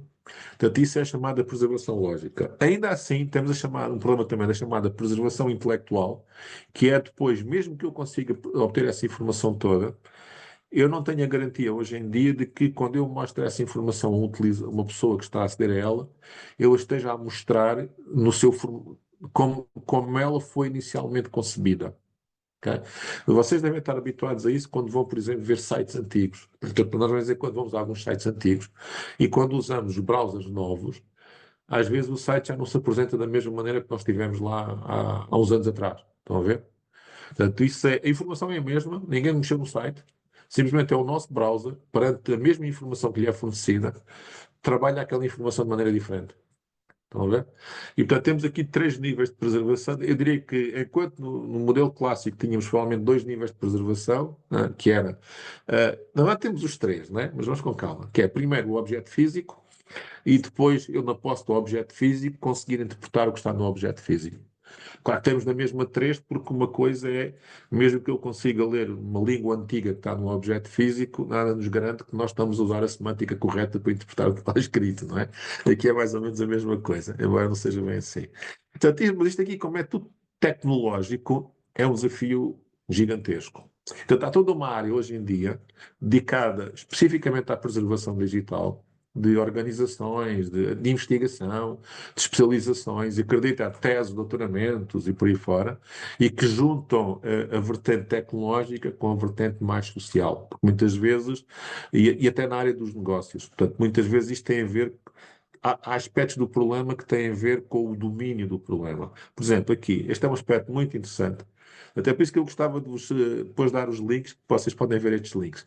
Isto é o drama hoje em dia no cinema. Portanto, hoje em dia, os filmes são todos feitos em formato digital. Praticamente já não há filme, né? Filme em película. Uh, a maior parte dos filmes que são feitos com orçamentos, digamos, os coitados dos utilizadores que fazem o que podem e, portanto, usam tecnologia normalizada. E, portanto, aí não tem grande problema. No entanto, as grandes produções de Hollywood, por exemplo, quando são, eles querem sempre usar o último grito da tecnologia, nomeadamente efeitos especiais e câmaras, etc., e aquelas coisas todas. E, portanto, conclusão, estão no fio da navalha, porque tipicamente, muitas vezes, usam tecnologia que não está normalizada, da forma como os dados são guardados, a forma, as imagens, o som, etc., faz com que, passado uns anos, eles tenham este problema aqui da preservação lógica. E hoje em dia isso é um problema dramático para a indústria de Hollywood. De tal maneira que eles têm uma parceria com a Universidade da Califórnia. Portanto, há um serviço específico, colegas nossos da Universidade de Califórnia, que prestam um serviço às grandes casas de Hollywood, para lhes dizer: nós vamos estar continuamente a trabalhar convosco nesta história da preservação digital disto. E porque, ao contrário de. Vejam o filme desta maneira. No tempo da película, tipicamente, nós tínhamos, quando se fazia um filme, havia várias câmaras a filmar, para deixar filmes de grande produção, e depois o realizador o que fazia, daquelas câmaras que quando filmavam, aquilo produzia os negativos, não é? Os negativos, e depois os realizadores pegavam naqueles negativos, e até mesmo fisicamente, né, cortando com uma tesoura, às vezes, já foi mais sofisticado, mas criavam o filme final. E, portanto, no final deste processo, e depois esse filme final é que era portanto, havia um master e depois dali eram feitas cópias. Portanto, no final o que é que nós tínhamos? Portanto, tínhamos as películas que iam para as salas de cinema, as quais eram feitas a partir de uma película original, e essa película original tinha à sua volta todas as outras películas que tinham sido filmadas originalmente. E, portanto, isto era a história do filme, como peça de museu, era uma coisa destas. Qual é a diferença hoje em dia? Portanto, a diferença hoje em dia é que no momento original, o equivalente às meia dúzia de câmaras que podiam estar a acontecer são, em alguns casos, uma quantidade gigantesca de ficheiros de dados. Portanto, e nomeadamente se forem, e hoje praticamente todos os filmes de grande orçamento têm cenas filmadas ao vivo, em que há uma câmara a filmar uns atores, mas vejam, muitas vezes até são atores com aquele fundo verde, porque depois é feito um trabalho em laboratório em computador em que são juntas outras coisas, e depois ainda existem coisas feitas, produzidas por, portanto, imagens criadas artificialmente, portanto, os chamados efeitos especiais, e portanto, tudo isso gera no final uma quantidade gigantesca de ficheiros, cada um deles para a sua coisa, e que é extremamente difícil de gerir. Então, veja, um exemplo dramático disso, portanto, um exemplo interessante disso foi sobre o Toy Story, que houve uma altura que eles perderam um conjunto desses fecheiros e recuperaram o filme porque houve uma engenheira da Pixar que tinha levado o filme fim de semana para casa para mostrar aos filhos, e quando voltou na segunda-feira ela tinha a única cópia daqueles fecheiros, mas a parte mais interessante aqui foi Em Busca do Nemo, que eles fizeram, o filme foi todo feito em formato digital, e depois aconteceu uma coisa que é, passados uns anos, apareceu o chamado, o formato 8K. Portanto, aquelas televisões de muita alta resolução que nós temos hoje em dia, mais. E então a empresa disse, o estúdio disse, olha, era muito interessante se nós agora conseguíssemos vender o Nemo, seja em DVDs em formato 8K, ou então distribuir através das novas tecnologias, dos Netflix, etc., nessa nova resolução. E então os técnicos disseram, então isso é trivial. Portanto, nós produzimos isto tudo em formato digital, nós só temos que voltar a gerar o filme outra vez, agora em mais alta resolução. E isso vai ser também impossível. E vai ser também impossível por causa de uma razão estupidamente simples e interessante, que é o Nemo passa-se debaixo do mar, portanto aqui não mostra tanto, e portanto há duas coisas que estão sempre permanentes, que é a água e outra coisa que é muito comum, que são algas. Estão sempre, portanto, as cenas quase todas têm algas. Portanto, e as algas ondulam de acordo com a ondulação do mar. E, portanto, o que é que acontece? Permanentemente, em todas as cenas, há um fundo em que o fundo está a ondular, está a mexer. Ora, aquilo foi criado através de um algoritmo que gera aquelas imagens automaticamente. E agora, para quem sabe um bocadinho de computação e matemática, portanto, para produzir aquele efeito das algas a mexer, aquilo é utilizado um algoritmo de geração de números aleatórios, mas na verdade nos computadores nunca são aleatórios, são chamados pseudo-aleatórios. Portanto, é uma fórmula, e nessa fórmula, dependendo de um argumento que nós pomos na fórmula, de um número, aquilo gera uma sequência de números aleatórios específica. Se pusermos outro argumento, nós chamamos o seed, a semente, gera outra sequência de números aleatórios. Portanto, as pessoas que fizeram o filme, para cada cena, testaram uma sequência de números aleatórios e acabaram por decidir por uma delas, não é? Em cada cena. Diz, olha, nesta cena vamos usar esta sequência. E aquilo é um trabalho artístico. Portanto, guardaram tudo, exceto os números aleatórios que foram usados para as sequências. Estão a ver? Portanto, guardaram o software, guardaram as imagens, guardaram tudo, mas quando queriam voltar a gerar as imagens a uma frequência, a uma resolução mais alta, não tinham esses números. E, portanto, nunca mais conseguiram produzir as mesmas sequências tal e qual como estavam no original. Portanto, conclusão, a empresa teve que voltar a refazer o filme. Nessas cenas, a ondulação foi feita à mão. Portanto, à moda antiga. Portanto, houve quem andasse a desenhar aquilo. Portanto, pagaram àqueles jovens que, em alguns sítios do mundo, onde saem mais baratos, uns milhões de dólares para voltar a fazer uns milhares de imagens, milhões de imagens, não é? E voltaram a fazer aquilo, imagem a imagem, por aí fora. Portanto, é um dos casos de estudo hoje em dia, não é? Portanto, há muitas situações destas. Isto é um problema clássico de preservação digital, que hoje em dia estas coisas são estudadas. Existe uma iniciativa europeia sobre isto, a Comissão Europeia está a pôr dinheiro para criar um serviço de aconselhamento sobre isto, nós fazemos parte disto, que é basicamente um serviço de helpdesk, em que se houver algum governo na Europa ou organismo público que tenha um problema como este que eu acabei para aqui de falar, neste género, a ideia é telefonar para esta gente e esta gente, telefonar isto hoje em dia manda-se menos, não é? Contacta e ali há um grupo de especialistas europeus, é a rede europeia, que dá aconselhamento sobre estas coisas, sobre como fazer isto, etc, etc. Portanto, a iniciativa e-archiving. No entanto, vejam, eu pergunto, e na internet? Como é que acontece, como é que se faz na internet? Ora, na internet a coisa é complicadíssima, não é? Por exemplo, aqui temos um exemplo, isto é mais para os meus colegas de tech, não é? Isto é uma revista de tecnologia, para nós é clássica, toda a gente a conhece, ok? Esta CNET, muito conhecida. E o que é que eles fizeram recentemente? No entanto, isto não é uma revista científica, é técnica, mas não é científica. E, portanto, o interesse deles é comercial. E, portanto, o que é que eles fizeram aqui há um par de anos? Descobriram que quando os utilizadores iam ao site deles e faziam pesquisas sobre determinados temas, quando havia artigos publicados há muitos anos atrás que se tinham tornado populares, o Google dava preferência a esses artigos, a indicar aos leitores, quando as pessoas faziam pesquisas no Google, peço desculpa, dava preferência a esses em detrimento de artigos publicados recentemente. Portanto, dito de outra maneira, se nesta revista tivessem sido publicados dois artigos sobre o mesmo tema, um há 20 anos atrás e que se tinha tornado muito popular, e um publicado a semana passada, o Google dá preferência ao mais antigo porque há muita gente a citá-lo. E, portanto, a empresa chegou à conclusão, que gera o CNET, de que isso era mau para o negócio. porque eles queriam dar preferência, queriam que as pessoas que procurassem para aqueles assuntos no Google e que fossem direcionados para a revista deles, tivessem preferência pelos artigos mais recentes. E portanto, isto aqui não é um site de artigos académicos, é de divulgação, é jornalístico, não é? E portanto, interessava-lhes que os utilizadores, as pessoas tivessem acesso às notícias mais recentes. Então não tiveram como mesmo medidas, simplesmente apagaram os antigos, não é? Apagaram todo o seu histórico. Portanto, o que foi causou um escândalo, uma grande confusão, e portanto tem a ver com esta história da preservação da internet. Portanto, isto criou também um movimento. Então está aqui depois mais umas histórias, mas já estou ficando com pouco tempo, vamos acelerando. O de arquivo da web.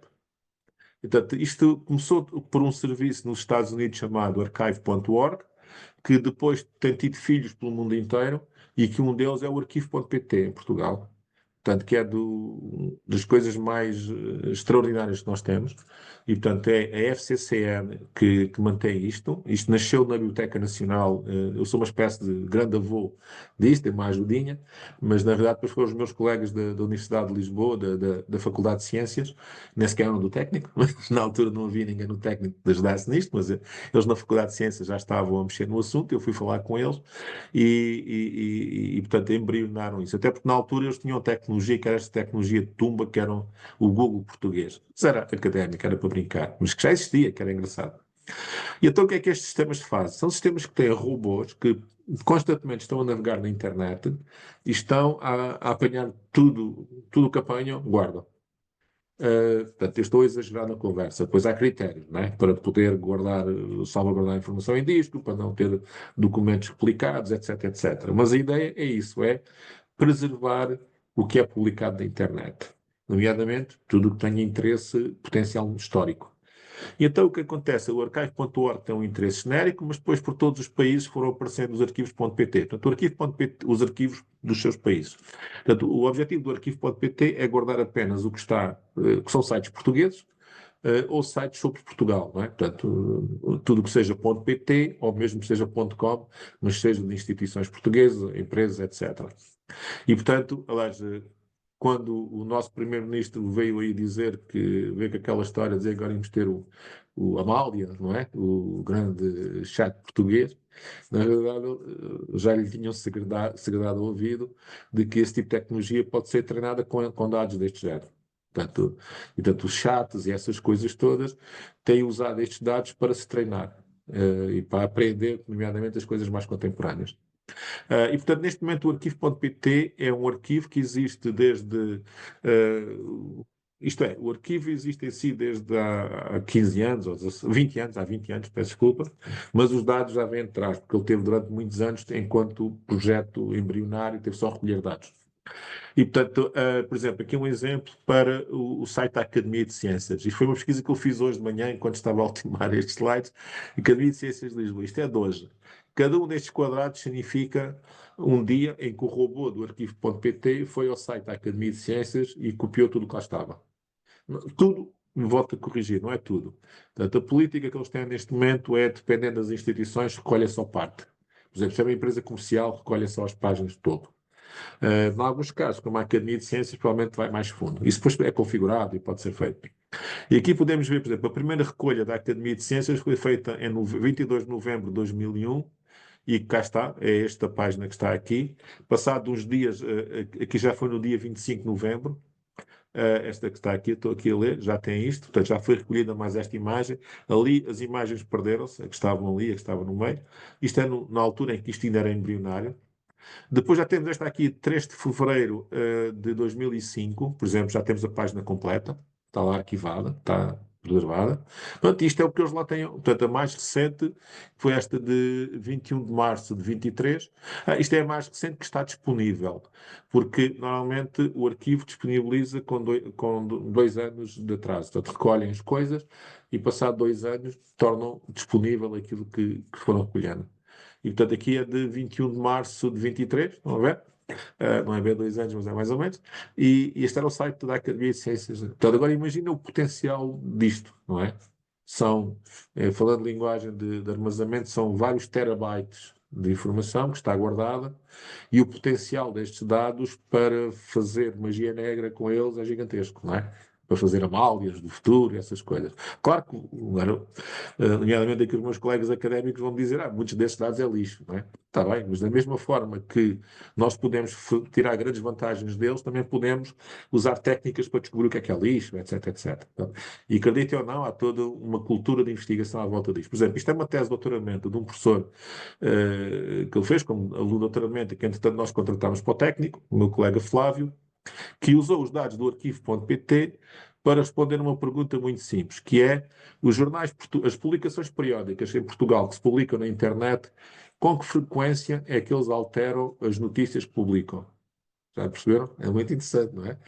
Porque quando é publicação impressa, uma vez de estar impresso, caput. Está impresso, não é? Na web, não, quer dizer, que pode estar assimilado em qualquer altura. Portanto, vendo a altura das barras, que é de 0 a 100, tudo o que está aí a vermelho significa coisas que foram alteradas. Estão a ver? Portanto, ele fez, tem software, portanto, é o revisionista, podem também, é um site que está online, aquilo continua a funcionar. E tudo que aqui está, talvez são publicações periódicas, inclusive sites de TVI 24, essas coisas, alguns também jornais de televisões, notícias. E, portanto, ele está constantemente a analisar. Portanto, os verdes significa foi publicado e, não disse, e está tudo bem. Os verdes aqui com outras cores, outras variantes, significa foi publicado e foi alterado, mas isso está assinalado. E os vermelhos significa que é chamada edição furtiva, que é foi publicado, depois foi alterado e não disseram nada a ninguém. E, portanto, isto tem potencial de investigação interessante e por outras razões mais. Esta história também tem todo este tipo de arquivos, tecnologia. Por exemplo, o Google tem este serviço que é o Books, Google Books and Gram Viewer, que é todos os livros históricos, todos os livros que o Google tem digitalizado. Nós podemos fazer pesquisas por palavras, ver correlações. Portanto, portanto, houve um grupo de colegas nossos que criaram esta aplicação, chamada Culturomics, com tom de brincadeiras, olha, e criámos uma nova área da ciência, já foi em 2010. E só ver aqui um exemplo, por exemplo, na coleção de todos os livros digitalizados e revistas que a Google lá tem, fazendo uma pesquisa por guerra e paz, ele diz-me ao longo do tempo, portanto, aqui o tempo é a data da obra que está publicada, qual é a frequência, portanto, na frequência de todas as palavras que tem lá na base de dados, daquelas palavras que nós estamos à procura. Portanto, e temos aqui, podemos estar aqui a ver, portanto, obviamente, durante a Segunda Guerra Mundial falava-se de guerra, aqui é a Primeira Guerra Mundial. Pronto, e hoje em dia imagina o que é guerra e paz. Isto pode-se pesquisar, isto pode ser usado, isto é muito. Cuidado que este serviço é muito traiçoeiro, porque de vez em quando venho a brincar com ele, olho para o relógio, ups, já passou uma hora. Nós vamos a brincar e a ver curiosidades. Depois há uma outra coisa, agora vamos ver para o futuro, não é? Portanto, o que é que nós podemos olhar para o futuro e poder perspectivar? Portanto, aqui há uma coisa que nós na academia usamos muito, e na gestão também. Esta empresa Gartner criou este conceito muito simples, que eles chamam-lhe Hype Cycle, que o que eles dizem portanto, eles produzem todos os anos vários gráficos destes, em que os analistas deles olham e dizem: esta é a maneira como nós estamos a entender que este determinado tipo de tecnologia ou grupo de tecnologias, qual é a fotografia neste momento e qual é que é a perspectiva no futuro. Portanto, e que eles têm este boneco aqui a dizer que é, portanto, pegam num tema qualquer, isto é sobre inteligência artificial, os vários aspectos de inteligência artificial, e eles dizem, olha, determinado aspecto nós pensamos que está neste estado e a perspectiva é esta. Por exemplo, vamos ler aqui. Por exemplo, visão por computador. E eu concordo plenamente com esta, que é, assume-se que em junho de 2024 já está num estado estável e que, repare aqui, está branco a dizer que já está em produção. Isto é, hoje em dia, a visão por computador, a inteligência artificial aplicada à visão por computador já está no estado de maturidade que já pode ser usada em qualquer tipo de indústria com grande facilidade. E, na verdade, nós temos isso nos reconhecimento automático de imagens, de toda a maneira, produção de imagens, etc. Aqui diz, por exemplo, a inteligência artificial generativa, os chats, aquela coisa, o chat GPT, etc. Eles dizem, olha, ainda está aqui numa fase, ainda não chegou, ainda não está completamente maduro, que é esta fase, inclusive está numa fase em que as pessoas já começam a dizer, afinal isto não é tão bom, ou isto não é tão X como se dizia. Mas ainda está altamente considerado. Portanto, no fundo, isto permite-nos ter discussões à volta destes gráficos e as empresas definem estratégias à volta disto, devem apostar ou não em determinados tipos de tecnologia e por aí fora. E, portanto, se estiverem interessados em responder à pergunta como é que uma determinada tecnologia, em que estado é que está e como é que pode evoluir para o futuro, eu diria, recomendável procurar isto da Gartner, muitos deles estão online, os mais atuais normalmente têm que ser pagos, mas é possível encontrar na web e é sempre interessante ler estes relatórios e estas coisas. Só para finalizar, antes de... Peço desculpa, agora é que eu estou a ver que demorou muito tempo. E peço desculpa, vou ter que acelerar. Peço imensa desculpa. O que é que nós podemos fazer com estes dados todos e estas coisas? Olha, uma coisa fantástica que é, houve aquela situação dramática em Palmira, que quando o Estado Islâmico lá chegou, dinamitou grande parte daquilo tudo. Portanto, por razões óbvias, não é, que nós sabemos. Houve um movimento que fez uma coisa extremamente interessante, que foi, criou este site online, newpalmira.org, e disse, todas as pessoas que tenham fotografias de Palmira, por favor, ponham-nos aqui. E o que é que isso, e qual é a ideia? A ideia, a partir dessas fotografias, poder, com processamento de imagem, e foi por isso que eu trouxe aqui estes exemplos, poder criar modelos que permitam reconstruir em 3 dimensões Palmira, como se fossem projetos de arquitetura, não é? Portanto, eu pegar num edifício que já está destruído e dizer, olha, eu consegui tantas imagens, tantas fotografias desse edifício, que eu consigo fazer o reverse engineering e consigo ter aqui o plano de arquitetura de engenharia civil desse edifício reconstruído. E isto está a ser aplicado a muitos monumentos e a muitas coisas, portanto, o que a tecnologia hoje em dia permite.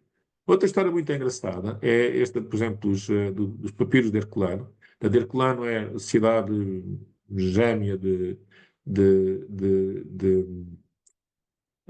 na Itália, peço desculpa, a cidade próxima de. Não é a cidade que foi destruída pelo vulcão, pelo Vesúvio. É Pompeia, é Pompeia. Pompeia, peço desculpa. Já está. Agora é que eu estou a descobrir que estou a falar. Eu disse que era um fala barato, por favor, vocês iam ter interrompido. Portanto, Pompeia é verdade. E foram encontrados um conjunto de papiros em Pompeia completamente carbonizados, como estamos a ver aqui. Ah, e agora, levanta-se uma questão: é possível ler isto ou não? Ora, hoje em dia, utilizando a mesma tecnologia de chamar tomografia axial, aquela tecnologia em que nós metemos a cabeça num buraco e aquilo faz a nossa scanning todo, é possível ler sendo que o papiro lá dentro tem, a informação lá dentro é diferente, não é? A pigmentação, densidade, essas coisas todas. Até é possível treinar algoritmos que permitem fazer coisas como estamos a ver o resultado aqui. Estão a ver? Como se virtualmente desenrolássemos o papiro e, inclusive, conseguíssemos extrair informação dos caracteres. Porque, portanto, portanto, tirando vantagem de que tudo o que está ali são componentes químicos diferentes, que ao longo do tempo se comportaram de forma diferente.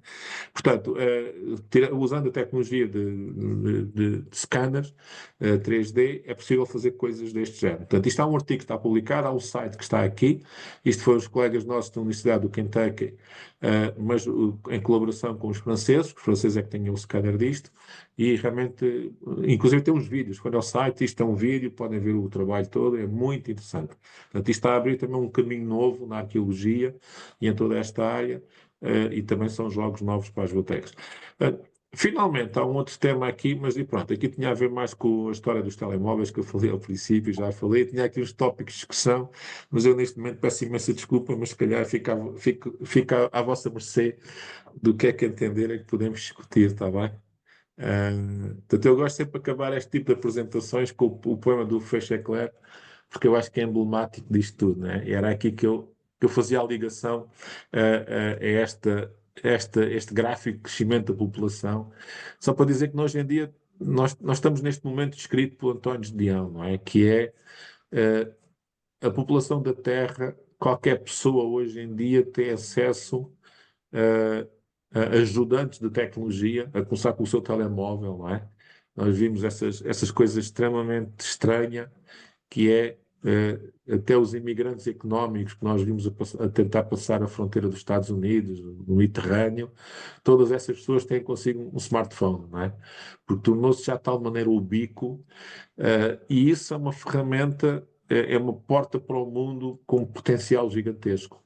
Portanto, permite que, por muitas dificuldades que essas pessoas estejam a atravessar, elas um dia se calhar até podem ler o papiro de circulante sem ter que ir ao sítio onde é o único objeto que existe.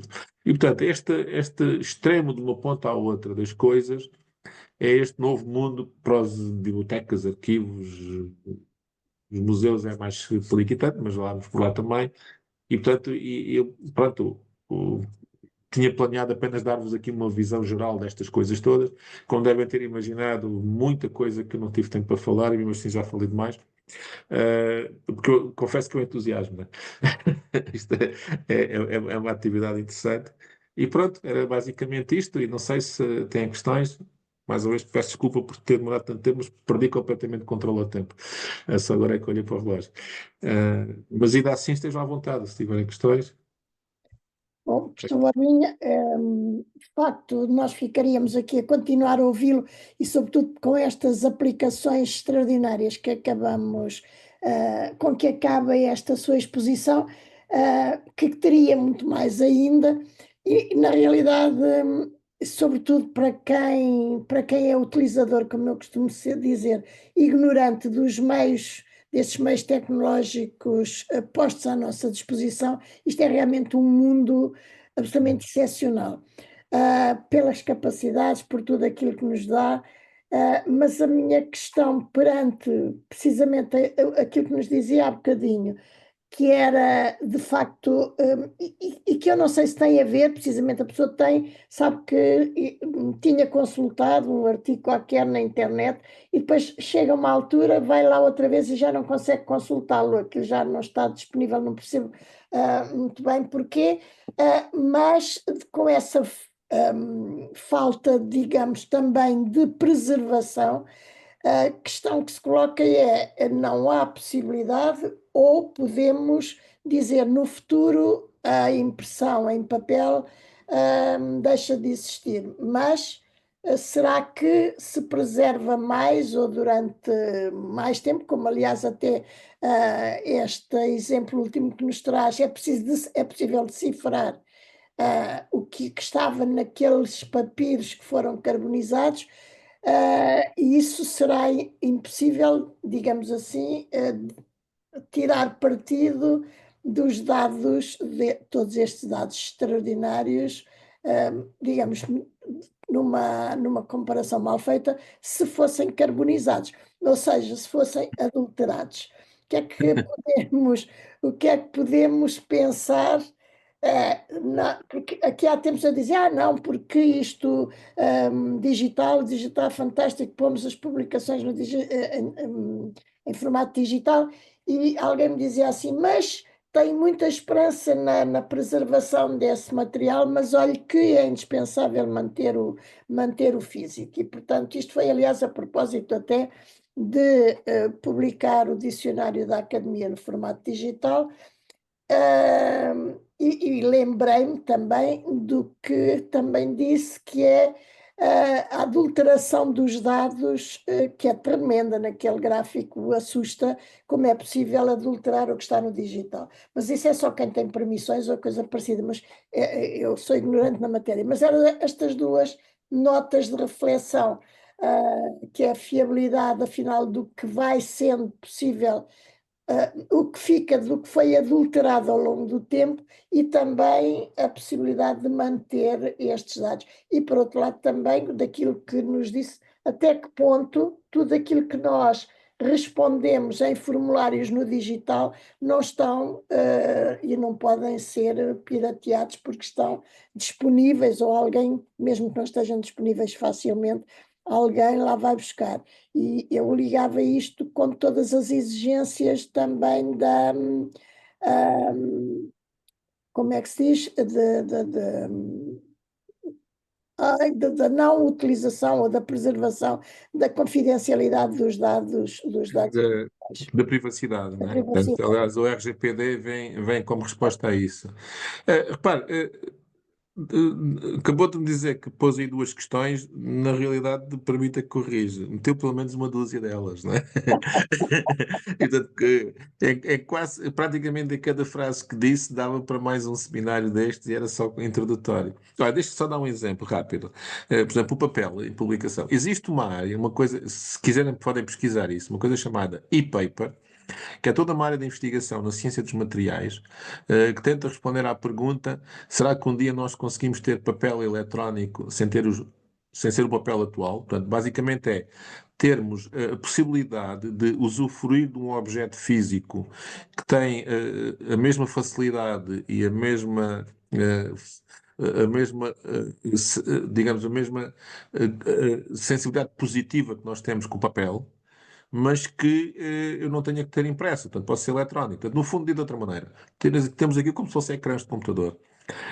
Já devem ter visto, né? Portanto, já há películas onde nós podemos, naquela película, pôr aquela película a funcionar como se fosse um ecrã de um computador. Portanto, claro que aquilo tem que estar ligado a um dispositivo qualquer digital, mas também com tecnologia sem fios hoje em dia já se faz. Portanto, há investigação nessa área, já há produtos engraçados, não conseguiram ainda chegar a um nível digamos, de poder ser feitos com uma eficiência que possa ser transformados em produtos comerciais, mas eu diria que é mais meia dúzia de anos e provavelmente isso vai começar a aparecer por todo lado. Portanto, isso vai nos permitir passar a fazer como vimos em alguns filmes de ficção científica, continuar a ter papel sem ter papel. Mas isso não resolve o problema da impressão, portanto, deixa de haver impressão. Portanto, há uma coisa que para mim, não sei se posso estar errado, mas para mim tem como dado adquirido. Num futuro próximo, toda a informação vai ser digital. Obviamente, os grafites que os miúdos continuarem a fazer nas paredes, quer dizer, se calhar até esses vão ser digitais também qualquer dia, mas vai ser digital. E não há, não há como fugir a isso, porque a ubiquidade da tecnologia, a facilidade, inclusive esta tecnologia agora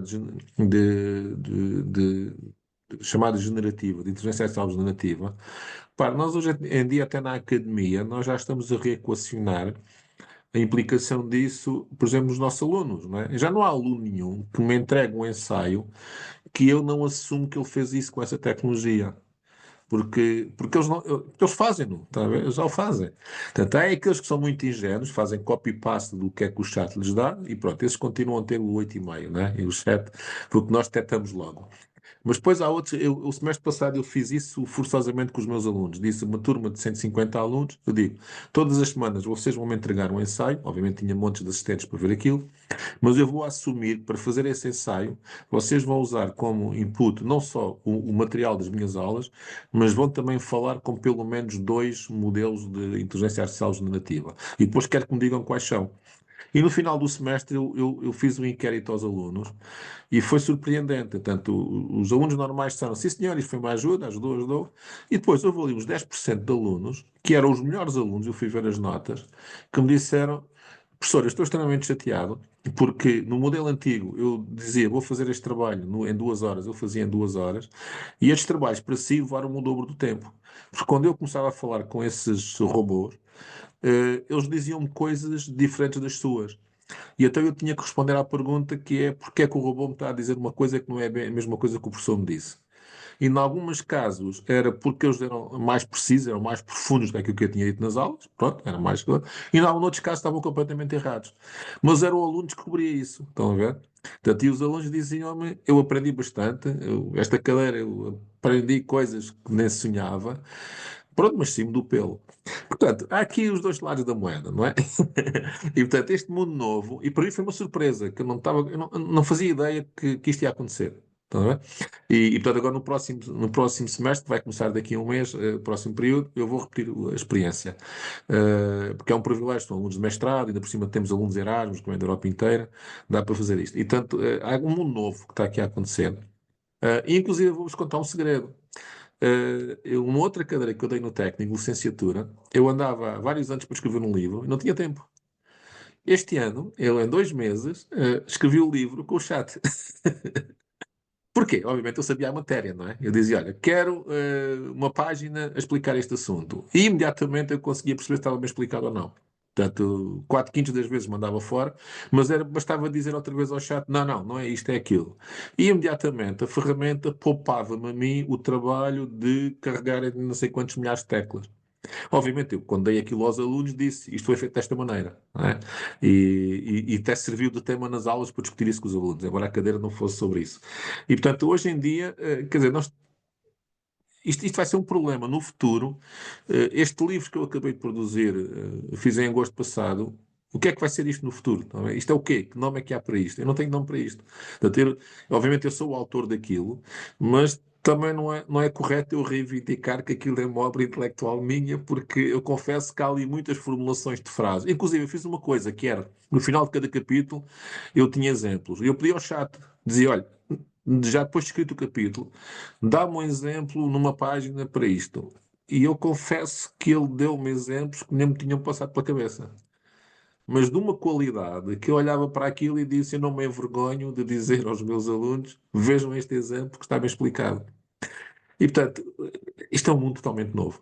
Portanto, é por isso que eu digo que nós estamos no fim de um ciclo e há qualquer coisa nova a começar e ainda não cimentámos bem os conceitos dos últimos, do século XXI, do século XX, e já estamos com coisas novas a arrebentar-nos na cara. Portanto, o que são notícias boas para os nossos colegas mais novos, não é? Portanto, portanto este é muito trabalho. Obrigada.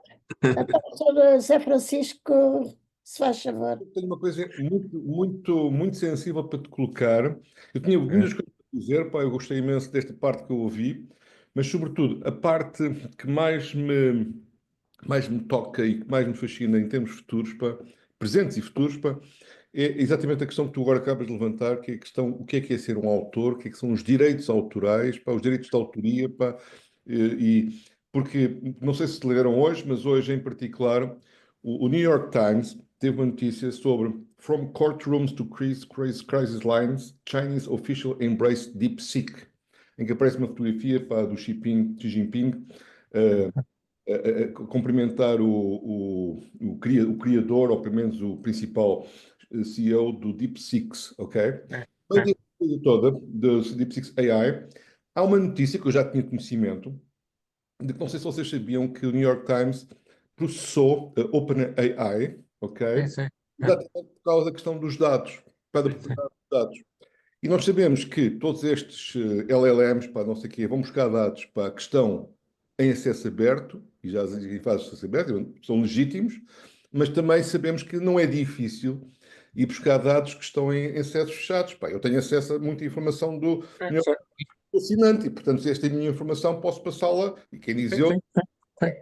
E esta é uma questão exatamente, o que é neste momento a questão do acesso livre ao conhecimento e a questão do que é ser autor. Porque, de facto, vejamos uma coisa, há sempre um ato de criação quando nós nos inspiramos neste e naquilo e quando até escrevemos praticamente mesmo sem citar, mas às tantas nós estamos a reutilizar coisas que lemos, que digerimos, mas que estavam algures escritas e publicadas antes e nós próprios já nem sabemos a referência que fazer. Agora, o que se passa Todos nós estamos aos ombros de gigantes, não é? Como já alguém disse. já está numa escala de quantidade de informação e da rapidez do processamento desta informação toda, que as questões mais profundas têm a ver exatamente o que é hoje em dia ser um autor criativo e qual é o direito que esse autor tem à propriedade que criou ou que pelo menos publicou. Já agora, uma à parte, esse é o desafio que eu te lanço. Quer dizer, como é que, de facto, pá, isto é compatível com a propriedade? Quando se diz propriedade, diz o valor comercial até dessa informação e desse conhecimento, que está neste momento mais posto em causa, não só nas questões das avaliações dos alunos, pá, nos trabalhos, etc., não é? Como também, mesmo para as pessoas que continuam a fazer criação e criar novo conhecimento e fazer síntese e serem criativos mesmo em coisas novas, qual é digamos, como é que isto vai continuar a ser reconhecido e quais são os desafios que neste momento se colocam, não é? É claro que outra Eu conferência. tenho uma opinião muito clara. Eu tenho uma opinião muito clara. Portanto, e não é a resposta que estavas à espera, se calhar. Que é o seguinte, vamos lá ver. Provavelmente haverá aqui na nossa audiência até quem sabe, se calhar mais do que eu vou dizer a seguir. Mas esta questão dos direitos de autor é uma construção social relativamente recente, não é? da Sim, nossa sim. sociedade. E, portanto, o que acontece, o que nós estamos a assistir é à caducidade desse conceito. Portanto, eu acho que ele morreu. Portanto, agora, se isso é bom ou é mau, olha, eu confesso que estou-me borrifando, não é? Não sei. Porquê? Porque não há nada que nós possamos fazer.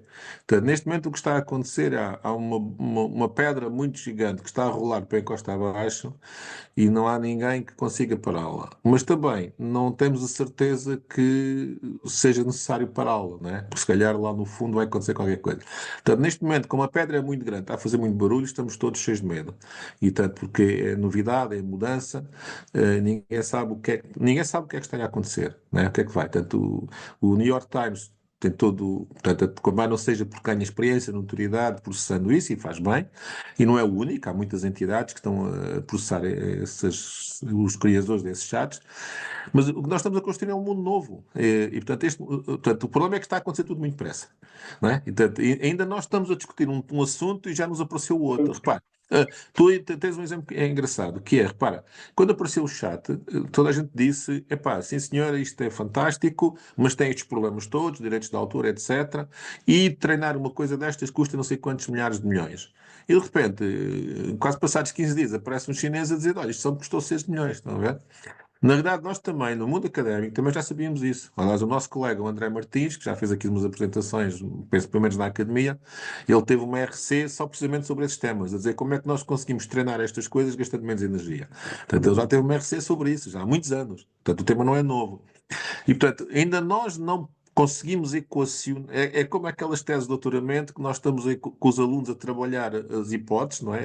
A research question, e ainda a research question não está a tinta fresca, já está desatualizada.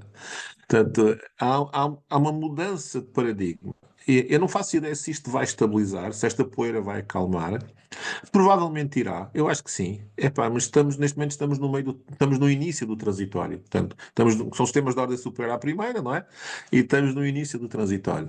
Portanto, eu acho que toda esta construção social à volta de direitos de autor está caduca. Ok? Há um outro problema que está associado a isso, e esse sim, é extremamente preocupante, que é vamos chamar-lhe desinformação, não é? Mas que uma coisa até é desinformação intencional, mas uma coisa que eu já descobri com os meus alunos é, eu não sei que nome dar a isso, né? Desinformação não intencional. Isto é, a alucinação destes temas. Os temas, coitados, eles não têm intenções, não é? Portanto, os temas que aquilo é matemática bruta e pura, não é? E, portanto, dependendo das interrogações, em determinadas situações, estatisticamente aquilo gera uma coisa que é absurda, não faz qualquer sentido. Portanto, isto para uma pessoa como eu, que se for especialista naquele assunto, eu olho e digo logo, olha que sim, não é? Por exemplo, eu tenho uma história engraçada que, uma vez em brincadeira com o chat, ele tentou-me convencer, entre aspas, não é? De que a Revolução Americana, da independência dos Estados Unidos, estava na origem do salazarismo em Portugal. Portanto, não vale a pena agora estar aqui a elaborar as coisas. Mas realmente a elaboração era fantástica, estão a ver? Mas pronto, se quiser um dia em privado, eu posso partilhar isso convosco. E outras coisas mais parecidas, mas enquanto ponho a brincar com estes temas assim. E portanto, agora imagina isto nas mãos de um aluno, não é? Que está a estudar sem estar supervisionado. Ou então, quer dizer, já não estamos a pensar isto por gente mal intencionada, usado como arma. Porque aí nós podemos ter contra-armas, não é? E vamos ter que as desenvolver e vai ter que acontecer. Mas como gerir isto em situações não, digamos, não guiadas nestes atentos? Eu acho que isso vai ser um problema muito complicado. Vai ser um problema muito complicado. E, portanto, repara, já temos aquela do Google que recomendou, portanto, alguém lhe perguntou, eu quando faço pizza, muitas vezes o queijo cai, portanto, como é que eu seguro o queijo? E ele diz, mete cola, não é? Portanto, cola o queijo.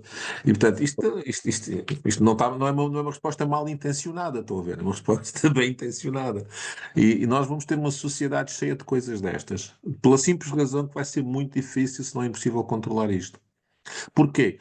Porque estes chats que nós estamos a falar, como este chinês, nos próximos anos eles vão aparecer em tudo o que é pedrinha de calçada. Portanto, porque estas coisas vão ser tão simples, vão ser tão. Portanto, os nossos telemóveis vão ter a capacidade, já têm neste momento a capacidade de ter lá, a funcionar lá dentro, esta coisa. Estão a ver? Não é preciso estar com acesso à internet. Portanto, estes modelos, Os alunos do técnico já têm isto nos computadores deles. Nestes chineses, então, foram buscar e foram logo instalar. E, portanto, e ainda é só o início do processo. Portanto, vai ser um mundo novo. Então, eu não faço ideia, ninguém faz ideia do que é que vai acontecer. Pronto, para nós que já temos uma certa idade, é um pouco assustador, não é? Dizer agora estava à espera de ter uma velhice sossegada, de repente agora vê estas coisas todas a chatear-me o juízo. Para os miúdos mais novos, eu lembro como estava no técnico, era quando se tinha inventado o microprocessador, não é? Portanto, eu digo, epá, nós olhávamos para o futuro, não é? Eu ainda fiz o meu primeiro projeto europeu onde eu participei, era para desenhar um microprocessador europeu. Então, eu ainda me lembro da alegria que era aqueles tempos, não é? E, portanto, imagino os miúdos hoje em dia, eu vejo os nossos alunos de doutoramento e tudo, e andam todos extremamente entusiasmados. Portanto, a resposta é esta, quer dizer, a única coisa é dizer, isto mudou, acabou, acabou. Então, o mundo como nós o conhecíamos acabou. E não é só por causa do Trump. É mesmo, acabou mesmo. E, portanto, olha, Novo vamos, mundo, o admirável mundo novo. é verdade, não, vamos ver. Eu não sei se mais alguém estamos bastante adiantados na hora, mas não vejo mais ninguém a querer fazer qualquer intervenção.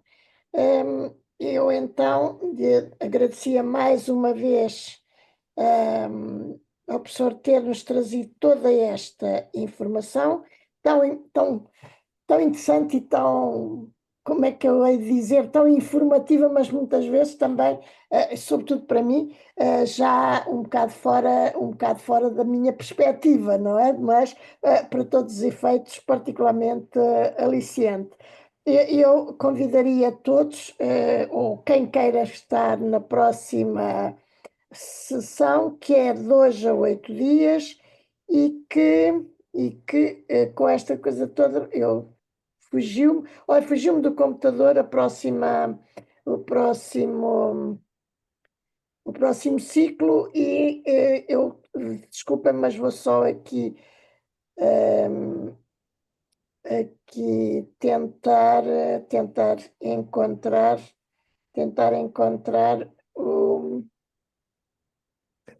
o próximo ciclo. Pronto, desculpa, Vais dar isto é por comida. causa do adiantado da hora, já desapareceu-me do meu telemóvel e, portanto, já não posso confirmar a data, mas confirmar o título, mas peço-vos que estejam atentos à divulgação que vamos continuar, sobretudo na próxima conferência deste ciclo, e que, se quiserem estar de novo connosco, seguramente aprenderão mais coisas. E mais uma vez, muito obrigada, professor, por toda a informação que nos trouxe e por nos apresentar este tal mundo novo, do qual, na realidade, as novas gerações serão participantes ativos, seguramente, não é?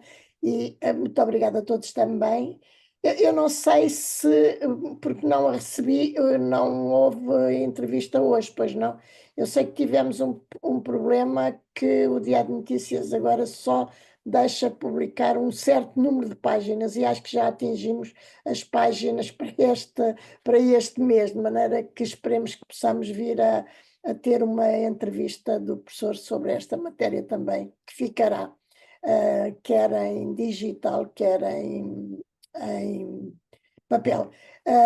E, portanto, esperamos por vós na próxima quarta-feira, esperemos com bom tempo, melhor do que hoje, e muito obrigada pela atenção e por estarem até aqui.